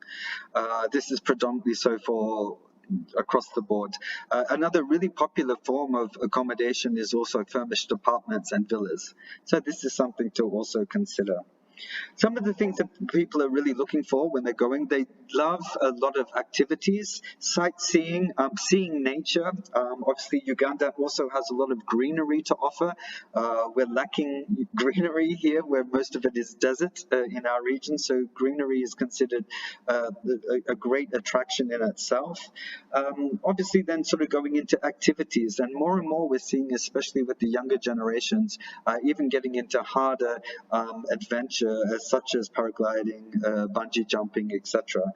So this bodes really, really well for Uganda, which obviously is a paradise when it comes to various types of activities. But also we're finding wellness is also a very important attraction that people are looking for when they're traveling, either as a couple or even, well, especially for the adults. Okay, when we look at the landscape, the travel trade landscape here in the Middle East, one thing that's really important is the role of travel agencies. A lot of people will get their information from the internet. Some will book online. However, a vast majority of people will do their research online, but then book through their preferred travel agent. So travel agencies still maintain a very strong, influential points when consumers are looking at doing their bookings for various destinations, and this is something to keep in mind. There is a growing segment of online travel agents, as well as consumers booking through online agencies, but traditionally it's still very strong for people to go through traditional travel agents, and especially now during COVID, we are seeing this even more so. Another big part is that a lot of the bookings from the travel trade from our region tend to be very last minute. So this is good, especially for Uganda and the rest of the world as we're coming out or looking towards recovery for tourism. And so unlike other markets where people might plan a year in advance for a key trip, from our region, we're willing to go even within a week's notice. So it can be very, very short term, which has its problems for planning. However, it can also be a great source market for filling up gaps of vacancies that you might find yourselves in. So you can use it to fill in gaps if you like, and to help in that regards, especially with regards to if you have excessive vacancies available in particular points of time. The travel trade here are very quick to use perhaps promotional fares that you might have that can be used for very quick turnaround. These are some of the tips for business that you might want to look at. Especially with regards to, I would say, nationals traveling, obviously children is a lot will travel with their children, so they're also looking for places where they can be feeling a sense of security. Another thing that I think is obviously for a lot of people, halal food, or at least halal friendly food, is very well appreciated. I'll get into this in a little bit in a moment. But also with regards to that, there could also be the case of just being appreciative of a more conservative approach, I would say, to the mixing of the sexes. However, obviously with the growing internationalization of our region here as well, people are very accepting of everything. It's just a case of just being aware of people's needs, I would say, would be a key part. Another way to interact with our market is that travel agents, obviously, there'll be educational seminars. They're also looking for added value for their clients all the time. So like I mentioned, special offers, perhaps even incentives are really great ways to interact with our travel trade and something that they're very appreciative of. Just talking a little bit further with regards to halal or halal-friendly requirements. So halal-friendly means that you don't have to be halal certified, but it would still be something that's appropriate for Muslim travelers. So obviously pork and pork-based meals, as well as alcohol-based meals, something that wouldn't be considered halal. But however, other things that you could substitute without any problems for them would be seafood, for example, which is extremely popular. Obviously, all vegetables and vegetarian meals are also extremely well appreciated as well, as is a lot of bread. And these are basically the main things that you can go with regards to, even if things are not halal certified per se. But a lot of people will also understand what's good for them, and they'll make their own decisions. But I think the very most important thing is that if any dishes, or even within a buffet, if there are items that do contain pork or alcohol, that they should just be clearly labeled. And if they're clearly labeled, many people would be appreciative of that, and that would be more than fine for them. So the exciting thing is with regards to the connectivity that we have, even despite COVID times. There's Emirates flying directly into Dubai, and with 5 weekly flights. Fly Dubai is doing quite amazing with 9 weekly flights, flying double daily, both on Monday and Wednesday. So Emirates and Fly Dubai, they work very, very closely together. Emirates as the premium carrier, and then Fly Dubai promotes itself as a low-cost carrier, but I guess it's really more of a hybrid, as they do have a business class as well, and extremely popular. And then as another wonderful carrier is Qatar Airways flying directly from Doha with 5 weekly flights as well. What's also exciting to know is that the pride of Uganda, Ugandan Airlines, has announced that they will also be launching to Dubai this year. We're still waiting on the official dates that will happen, so that will be another direct connectivity to Dubai. And I guess there's other airlines that are operating that would provide a one-stop access, including Rwanda Air, Kenyan Airlines, and Ethiopian Airlines. So if we're looking at some of the market initiatives that we're looking to do to promote Uganda here, I guess some of the key target segments that we'll be focusing on are the expatriate community, like I mentioned. So if you are already well versed in, let's say, a European market, or perhaps even in the Asian market, Indian market, for example, you'll be able to use a lot of those strategies, and even knowing what works well in those markets, they will also work well in this market, especially for that target segment. However, on top of that, family is an incredibly important market for our region. We will also be focusing on adventure seekers, especially with amongst young adults. And of course, honeymooners and couples are also increasingly looking for new destinations. And I think one of the things that we have from our region is that people are incredibly well traveled. Pre-COVID, even average people were traveling at least 4 times internationally within a year. That was the average per person. 2 of them usually for business, and the other 2 for leisure. So everyone's extremely well traveled and looking for new destinations. So I think Uganda as a place to sort of be a bucket list destination of experiences really has a great opportunity to put its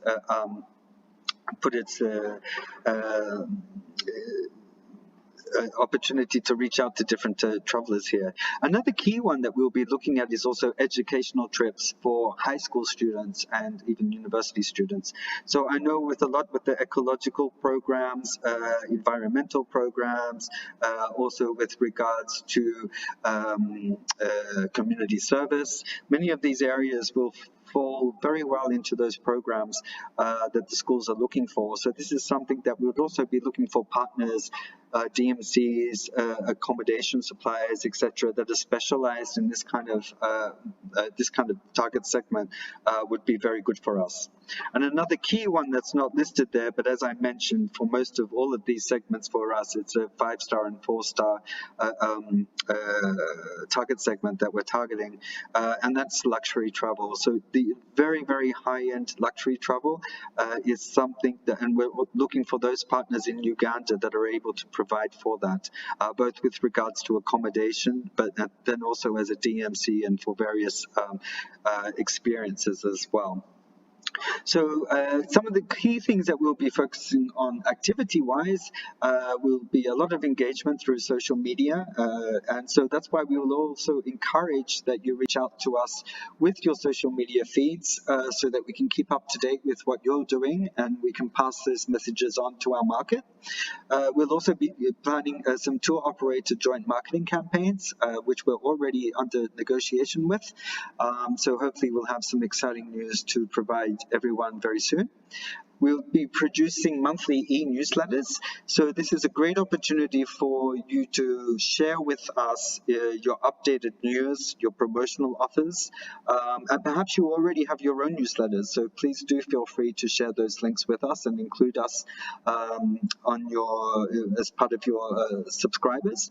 And we'll also be conducting a hybrid roadshow. So we'll be doing an online Middle East roadshow in September, and then following that up with the actual roadshow in October. October will also be the opening month of Expo in Dubai, so this is another opportunity where we see to be able to promote Uganda to a wide variety of people. Naturally, we're doing ongoing travel agent sales calls to keep them updated with everything that's going on, as well as webinars and agent training.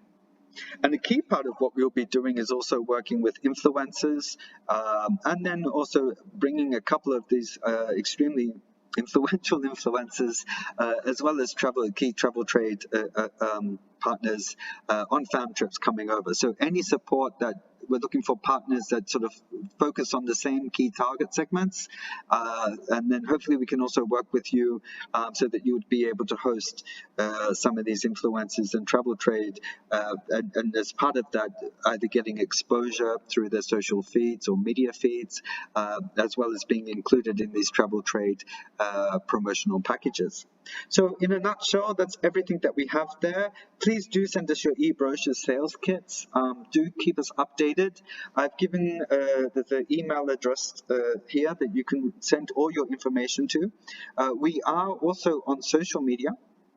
But if you send us information, we'll be able to send you all the links that we are there for to promote specifically Uganda here in the Middle East. And please also provide us who your salesperson and even your PR person is with their name and contact details, so that we can definitely keep you up to date with what we're doing. But then also if we have any special inquiries, whether it be from the travel trade or media, we'll be able to send that out to you directly as well. So I'd just like to thank everyone once again, and really looking forward to promoting Uganda with you here in the Middle East. Thank you.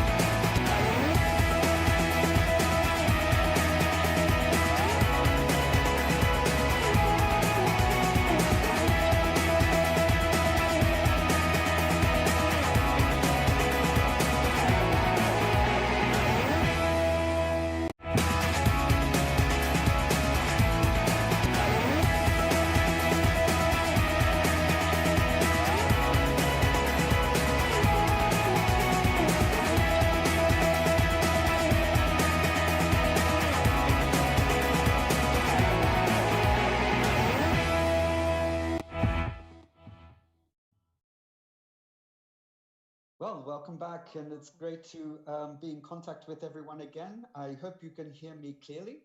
We have a couple of questions that have come through, so I'd like to thank everyone for their questions, and I'll go through them one by one.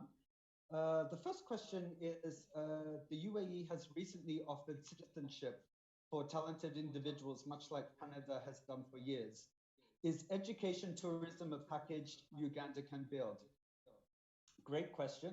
And yes, education very much so is something that we believe can be leveraged as part of our offering. I touched on it briefly in the presentation. However, there is a big market here, especially for high school and university school trip. And I would recommend this is a first one that we could perhaps target and something that we can bring together. What they require for this is a lot of activities and experiences that they can also relate to their studies. So what we see is a lot, especially with regards to environment, ecological issues, cultural activities and experiences, and as well as charity work. So we would really be looking for programs that can sort of bring those elements together. And for those that specialize in this kind of travel, especially for the inbound needs, we would very much like to put you in contact with quite a number of travel agencies that special on this special type of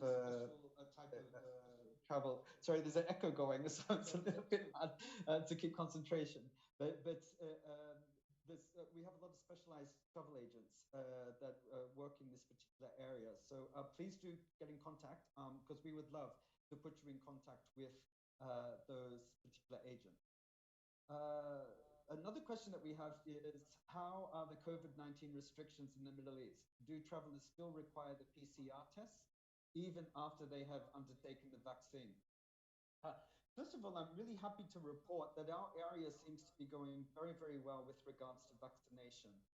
I'm here in the UAE, and we have perhaps one of the largest rates of adult vaccination in the world. We are currently over 50%. That was last week, so we're probably even closer to 60% now. And so, excuse me, so vaccination has been going along very, very well, not just here, but also in the surrounding GCC countries as well.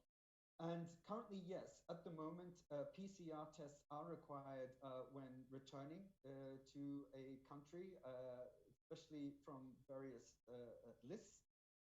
Each country is doing it a little bit differently. Saudi Arabia will be opening up internationally from May 17th. This will allow its national or its residents to travel internationally May 17th, so very soon. And other markets are also opening up as well. But you do require PCR tests on arrival. These are offered at the airport. And generally, people are then required to go directly to their hotel or to their home. And then by an app, they are notified, usually within 12 hours, what the test, how it came through. And if negative, everyone can go their own way again. So there's no need to go into quarantine again, even with regards to visiting Uganda at this stage. So this is very, very positive. And we have another question here. More clarity on the prayer mats places for the travelers. Is this required at accommodation facilities or even in public places? Thank you for that question, and also for your interest in providing care for our Muslim travelers. And it's just this thoughtfulness that is, first of all, really, really appreciated from our market. With regards to prayer mats specifically, I think that they are really appreciated if they are in the hotel room. Now, I understand that this can be an expense for some people, but it might be just a case of having some mats that are ready and prepared. And if you know that you have Muslim guests coming in to stay with you, you can put them into the appropriate rooms. Along with the prayer mat, though, what is also really appreciated is what's called a qibla, which is basically an arrow that shows the direction of Mecca from your area. A lot of people nowadays, they can use a map on their mobile phone, but it is appreciated if you go into a hotel room and you find that mark. And sometimes what they do in the in the hotel rooms here is that it might be just up in one of the corners on the ceiling, or it can also be in the desk. You just pull out the drawer and they'll have like a marker that's pointing into the direction, and it's just really thoughtful. And so if people are able to incorporate these small little things really, but into your offering, really has an amazing appreciation in our market. With regards to public places, I think what you'll find is that travelers from our area will they might go into a quiet place that's clean. So most likely in the indoor area. Some places here in the Middle East will have places that are put aside just for people to go for reflection or for prayer. But it's not required everywhere, because travelers from our area too are also very well used to traveling all around the world.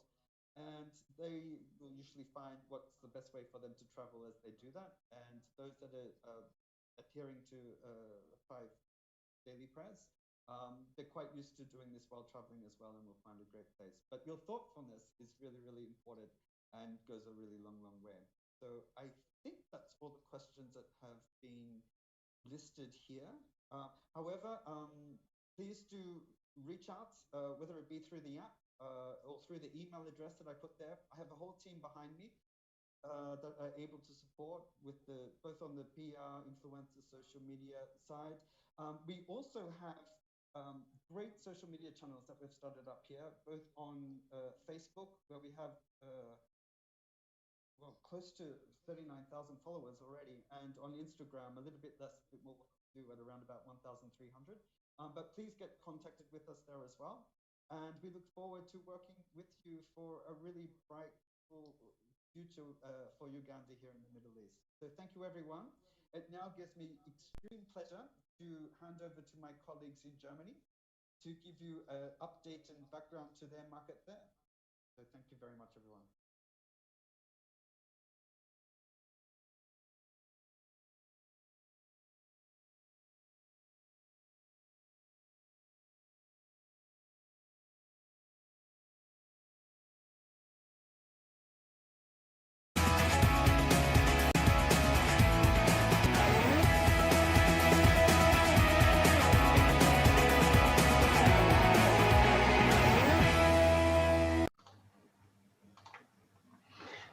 Hello, everyone. Thank you for having me. My name is Nico Ortmann, and I'm the General Manager of Avirex Tourism. We're representing UTB and Uganda as a tourism destination in Germany, Austria, and Switzerland. Today, we're going to talk about Germany, Austria, and Switzerland as a source market for Uganda. Imagine everybody in the heart of Europe would know about the amazing beauty of Uganda. Imagine everybody knows about the welcoming people in Uganda, and imagine Europeans would know more about the incomparable wildlife and nature in Uganda. This is what we are here for. We want to give the German-speaking Europe the chance to experience the uniqueness of the Pearl of Africa. We want to make sure people know about the beauty of Uganda and offer them the products that give them the possibility to travel to their new dream destination. We want to increase arrivals. We want to make sure guests explore more of the country, and for that spend more money within Uganda.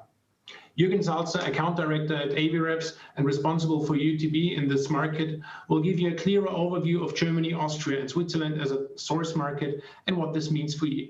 Once again, thank you very much for giving us this great opportunity. We're honored to be here, and Jürgen, it's all over to you now. Thank you very much. Well, hello, and thank you for tuning in today. As we are on day 3 of this year's virtual Puate.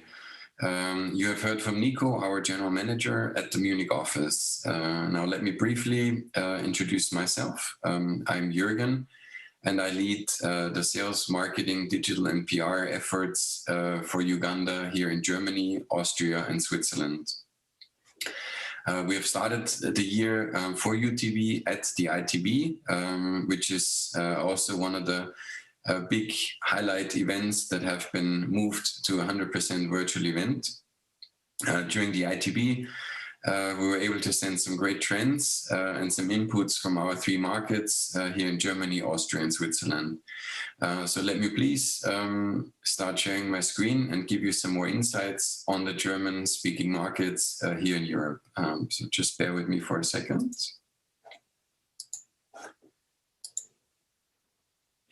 And here we go. Yes. So Nico, you have met already. He's our general manager. And on the right corner, that's me, obviously, you see it from the picture. So let's see what interesting trends we found out for you. For this year's ITB, there's been a survey conducted by IPK, which clearly shows that 62% of international travelers intend to travel this year outside of their country, which is great news and a very, very positive sign of recovery.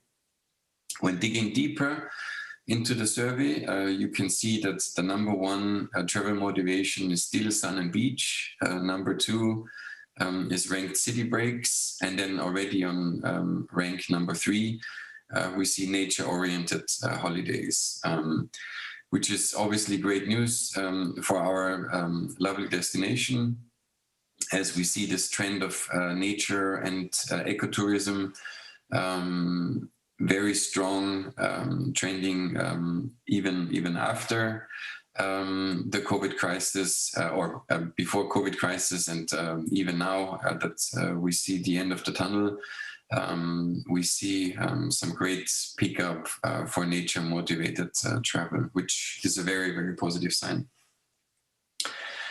On the next chart, there's some breakdowns of the study that has been conducted in Germany, the US, and China. I will just briefly touch on all of them. On the first slide, you can see that the business trips still have a long way to recover. While on the other side, family visits are back on the rise, which obviously is no surprise after almost 1 year of lockdown in our area. A lot of people love to travel and would like to see their relatives, family and friends all over the place. On the left bottom side, the number 1 killer for any travel plans and travel motivation is still Corona. So it's still the top reason why people tend not to travel. However, we do expect this to further go down with all of the vaccination programs that have been rolled out in our markets. And we see some ease of the restrictions that go alongside with the vaccination program. On the right-hand side, you can clearly see that the domestic travel is still the number 1 preferred way of traveling for the Germans. We have seen that already last year during the summer months when all of Germany, Austria, and Switzerland has been pretty packed with local tourists from their own countries. However, we are already sensing some very strong desire from the market to travel abroad, and we do expect this to further go up over the next weeks and months. So why are the German-speaking countries of interest for Uganda and for you? All employees in Germany, Austria, and Switzerland earn an average of 25 to 32 days of paid vacation per year. In addition, the Germans receive a 13th month salary as a vacation bonus, while the Austrians even get a 13th and a 14th months of pay. And traditionally, that employee benefit is being used for any vacation trips coming up. In addition to those benefits, the 3 countries have an average between 10 to 14 extra public holidays, which is traditionally spent on city breaks or inside country travel. Coming to the main travel periods, the main travel periods for the 3 countries are the Easter holidays, normally in March or April. Then the summer holidays, which is normally a period of 6 weeks of school vacation from July to August. And the summer holidays also represent the main travel period for the 3 countries. The fall holidays, normally 2 weeks in October. And then last but not least, the Christmas holidays, which is the last 2 weeks in December and the beginning of January, which also is a quite important travel period for us. The perfect weather conditions throughout the year in Uganda clearly states to us that Uganda will be a year-round travel destination. Also given the level of matureness in terms of the typical Eastern African traveler, we see them traveling all year round, while the classic summer holidays will normally be the classic family holidays, focusing more on sun and beach. So this just on the subject of travel periods. One of them known as long-term planners, in average they plan their trips 125 days in advance, while a good 24% within Germany book within the month for the month, so just on a 4 weeks pattern. So those are the two the strong opposites. Given the effects of Corona, we would expect this to be a bit of a mind shift away from long-term planning, more into the sort of last minute or last 4 weeks out planning. Given the current unstable conditions worldwide, so this certainly is a trend that we need to closely watch and see how that travel behavior changes. In 2018, nearly 2/3 of all Germans traveled for at least 5 days, which makes them a very interesting source market for anyone. In average, the length of stay from our markets is 12.9 nights, which is also an excellent fit for our great round-trip packages and round-trip ideas in Uganda. So it gives us plenty of time to spend in all or in the majority of our national parks. Another very promising study shows that 37% of the Germans are planning at least one or more trip this year, while another 25% are expecting to spend more money on traveling than for the whole last year, which obviously is no surprise, as there has been very low travel last year. And as I mentioned before, most of the travel has been conducted within the country. Some more interesting facts and figures. Germany and Austria belong to the richest countries in the world based on the BIP.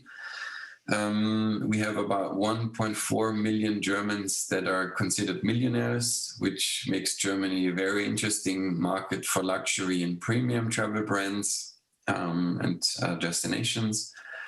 Also, 78.1% of the Germans traveled before COVID in 2019, which gives us a great mass of tourists that are a great potential for us. 70 million trips from Germany, of which 74% were outbound travel. That also correlates to the study before, while we had 8.4% long-haul travel. So that's later portion is the sort of market share that we used to look at before COVID, and we would expect this to also recover throughout the remainder of the year. The general travel expenditure increased about 10% to nearly 80 billion euros. So quite a fruitful market to look into. Pre-COVID, we had about 2,500 tour operators in Germany that represent a turnover volume of nearly 36 million euro. So we would expect this number to go a bit down given the tough financial situation of most of them.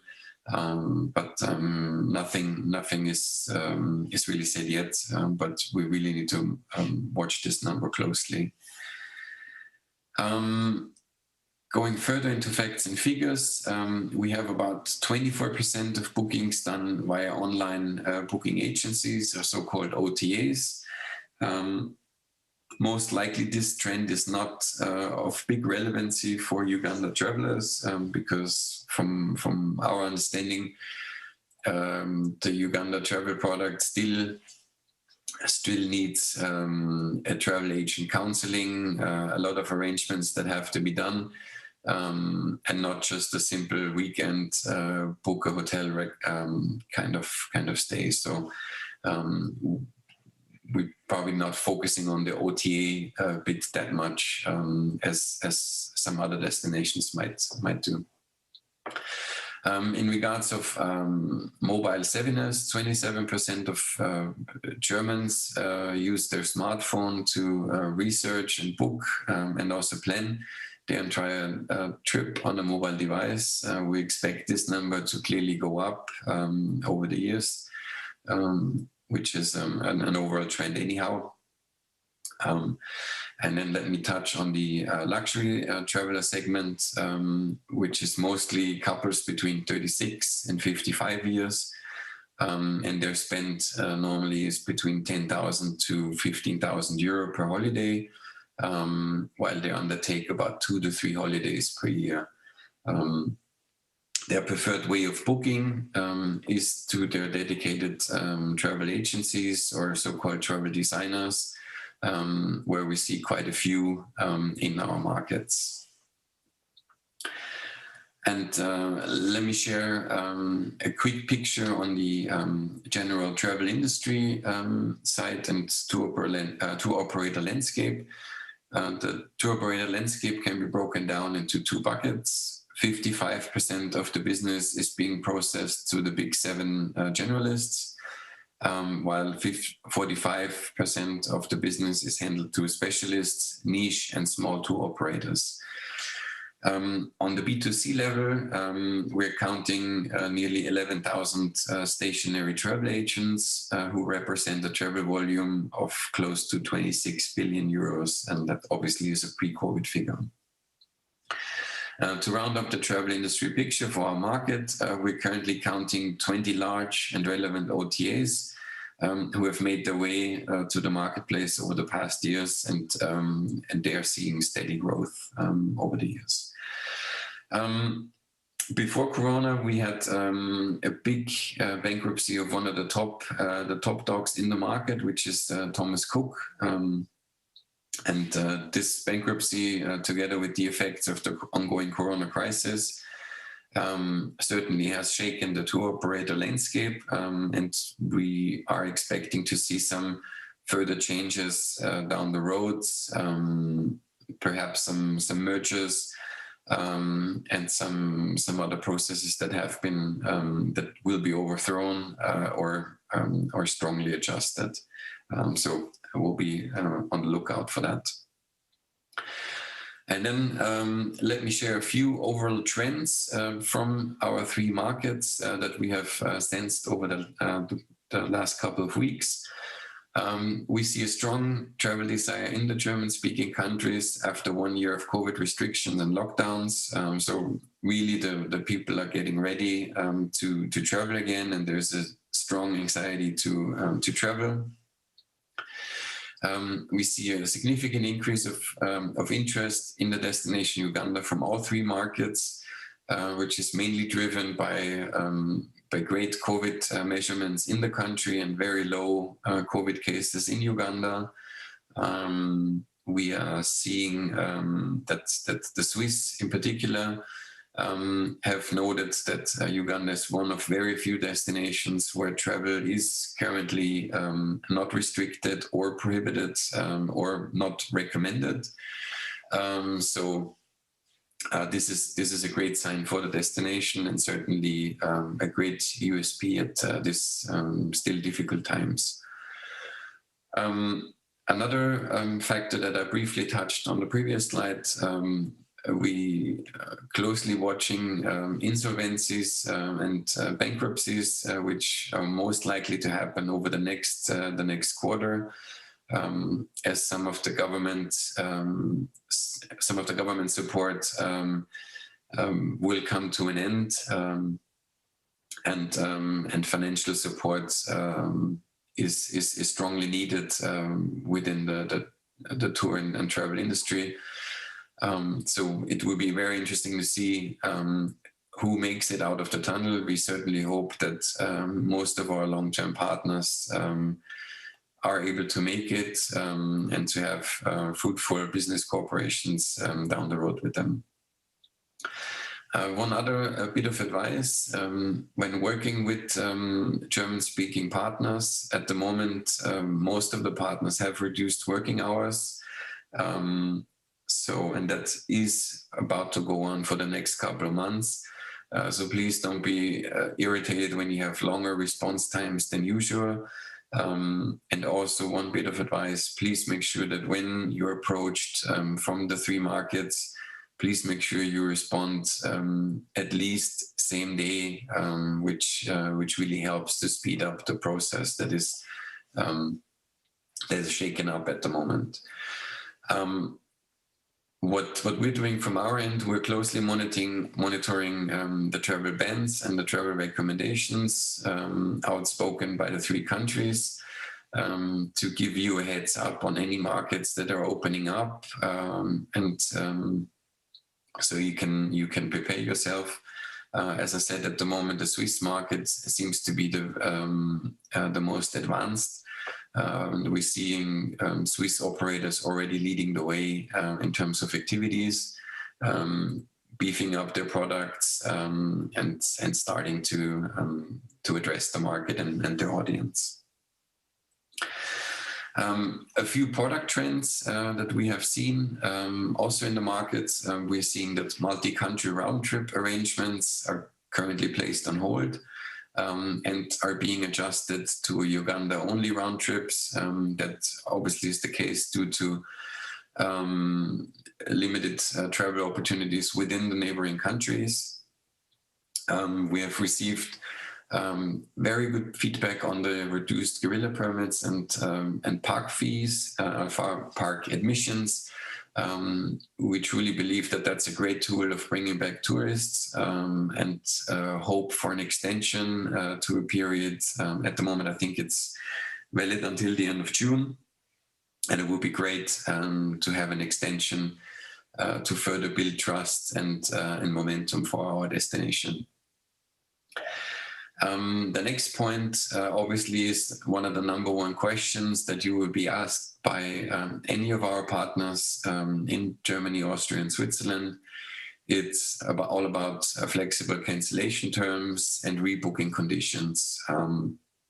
We all know that when everything came to a standstill almost a year ago, a lot of the tour operators and travel agents had to struggle with airline partners, attraction partners, to get refunds for the money. And that is the #1 question that any travel agent receives at the moment. How could I cancel my trip if anything comes a long way? If there is another wave of Corona, if I'm not allowed to travel, is my money safe or is my money lost? So please be ready to address that and show as much flexibility as possible. And then last but not least, we strongly believe that the luxury travel and high-end travelers will be the first ones bouncing back, given their financial situation. So anyone with premium and luxury features within their programs, please be ready to address that particular audience. And then also coming to a very important question, and down to my last slide, that's on how to take best use of us, and how would you benefit from the German-speaking markets. Make sure you have a clear communication on safety and pandemic measures when you engage with the German travel trade professionals, and as well when sending us information, because that is always one of the top questions next to attrition cancellation questions. What are the partners doing in terms of hygienic safety and pandemic measures?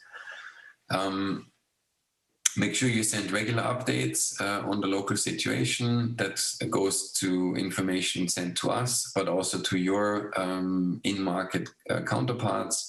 Make sure you start building trust and establish the communication.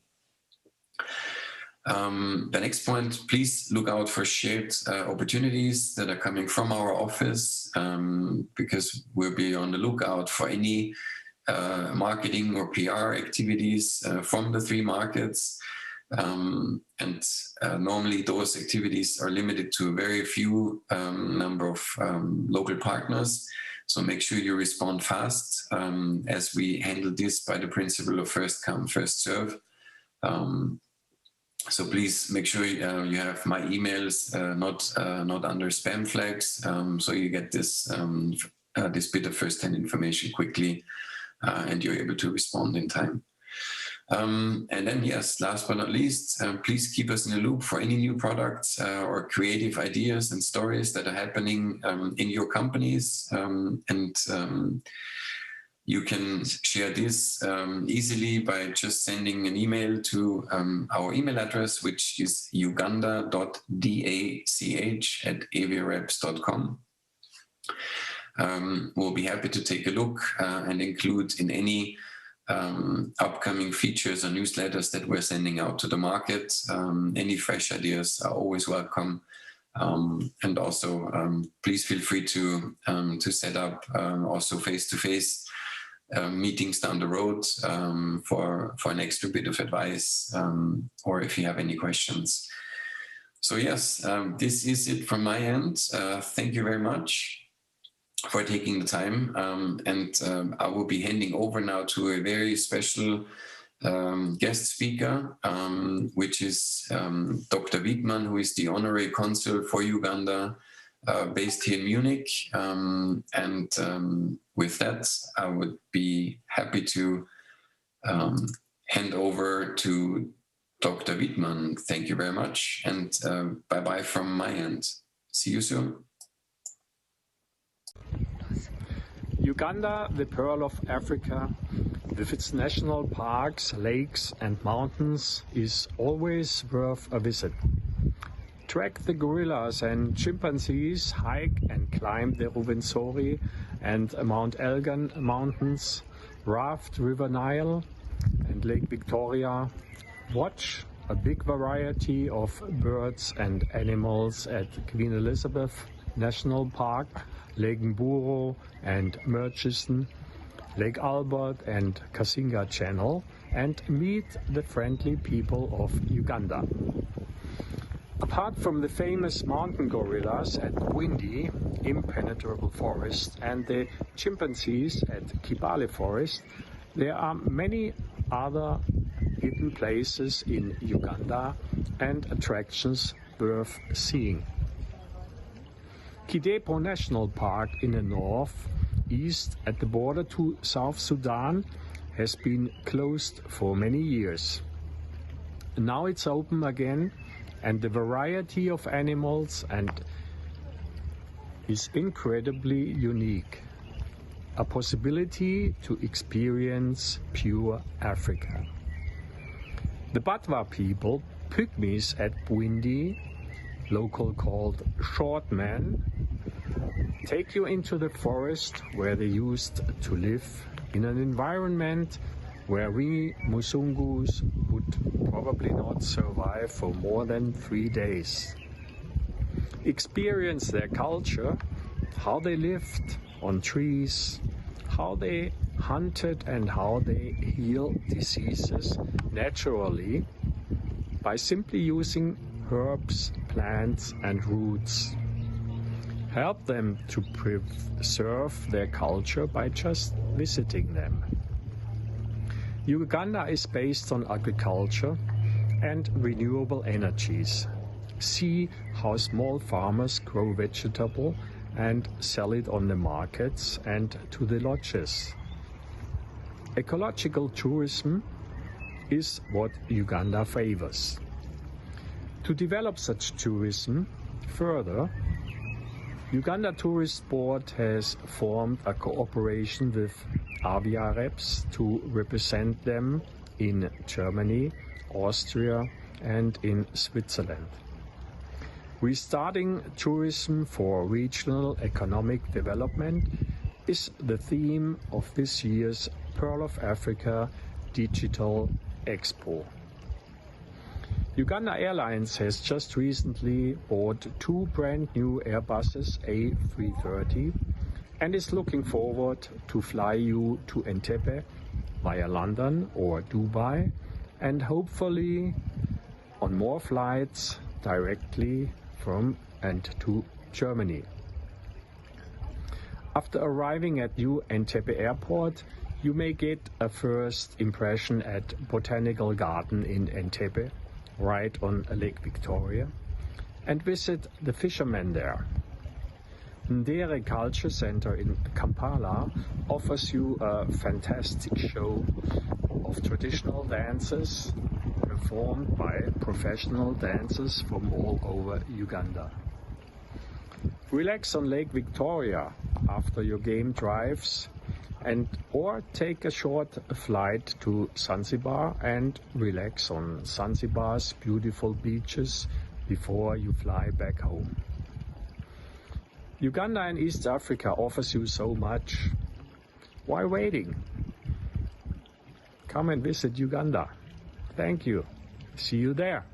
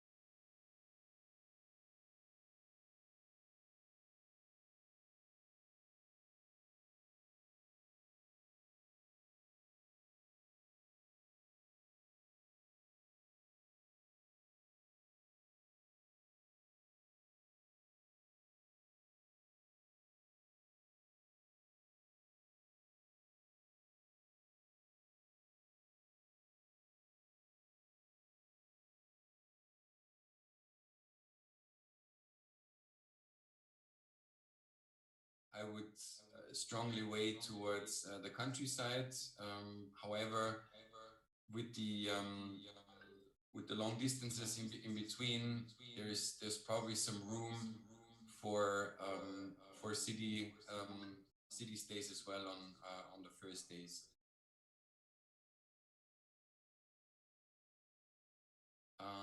The second question. Germany has been a strong advocate for global warming reforms. Are eco-lodges a preferred destination for travel? I think it's great to see the developments in Uganda and see some very great eco-friendly products coming up. And I think the time is well and is now for those type of products, and we will see a lot of push from the tour operator side to really match this trend going forward as well.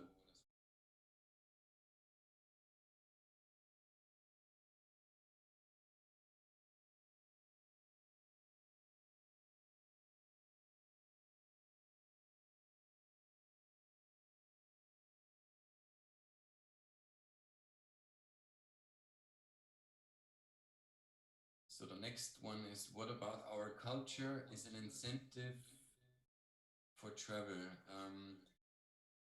If I understand the question right, the Ugandan culture and the huge diversity given the many tribes in the country and the various sites certainly is a great USP for any Ugandan travel product. Absolutely, yes.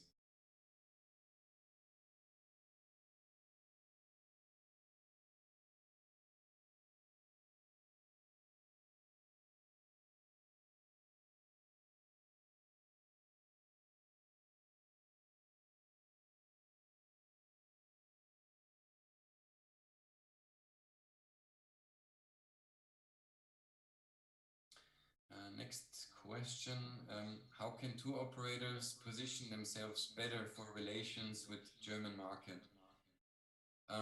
Thank you for that question, because we kept getting that question over the past couple of days, many times. Well, in a nutshell, please make sure you have a German-speaking guide if possible. That's really one of the keys. Given the fact that Uganda has so many stories to tell, you really want to hear that in your native language, so you really don't miss out on any of that interesting information.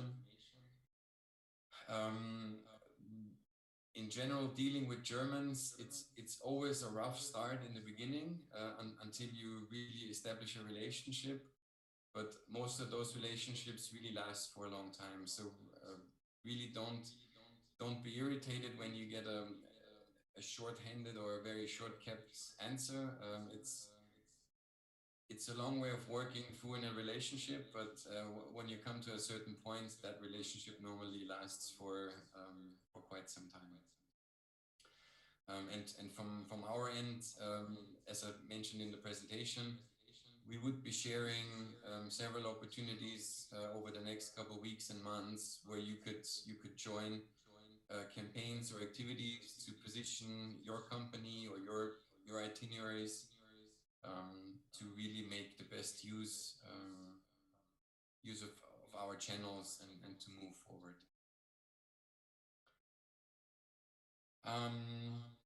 What social media channels are Germans most comfortable interacting on? What is the best time for engagement? Well, if you would be asking my daughter, she would say TikTok. But I guess our audience is more seasoned or best ager clientele. So we'll be looking towards Facebook, probably Instagram. We're seeing Pinterest as one of the key mediums coming up. In particular, if you have some great websites, make sure you set up a Pinterest account to generate traffic.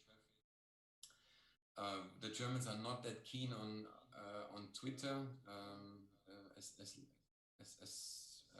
from our perspective.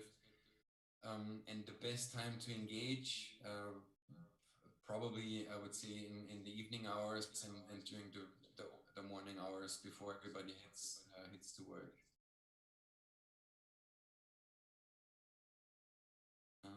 Let's see what's coming next? I think we've been told by by our fellow colleagues who are really doing a great job for the last couple of days that we should come to an end. I'm very much looking forward seeing you all very soon in Uganda, and looking forward to all the many emails that are coming in. And maybe Nico, if you want to say a few words in closing. Yes. Well, thank you everybody for joining and for being here at POATE 2021. I think it's a great opportunity for everybody to interact and to set the goals for the upcoming months. It's been challenging, but I think the year 2021 will be one where international travel picks up very fast again, and we're here to help, and we're happy to engage with you when there's help needed. And Uganda, one of the most known and booked travel destinations within Africa. And thank you very much for giving us the chance of talking to you, and thank you very much for joining us.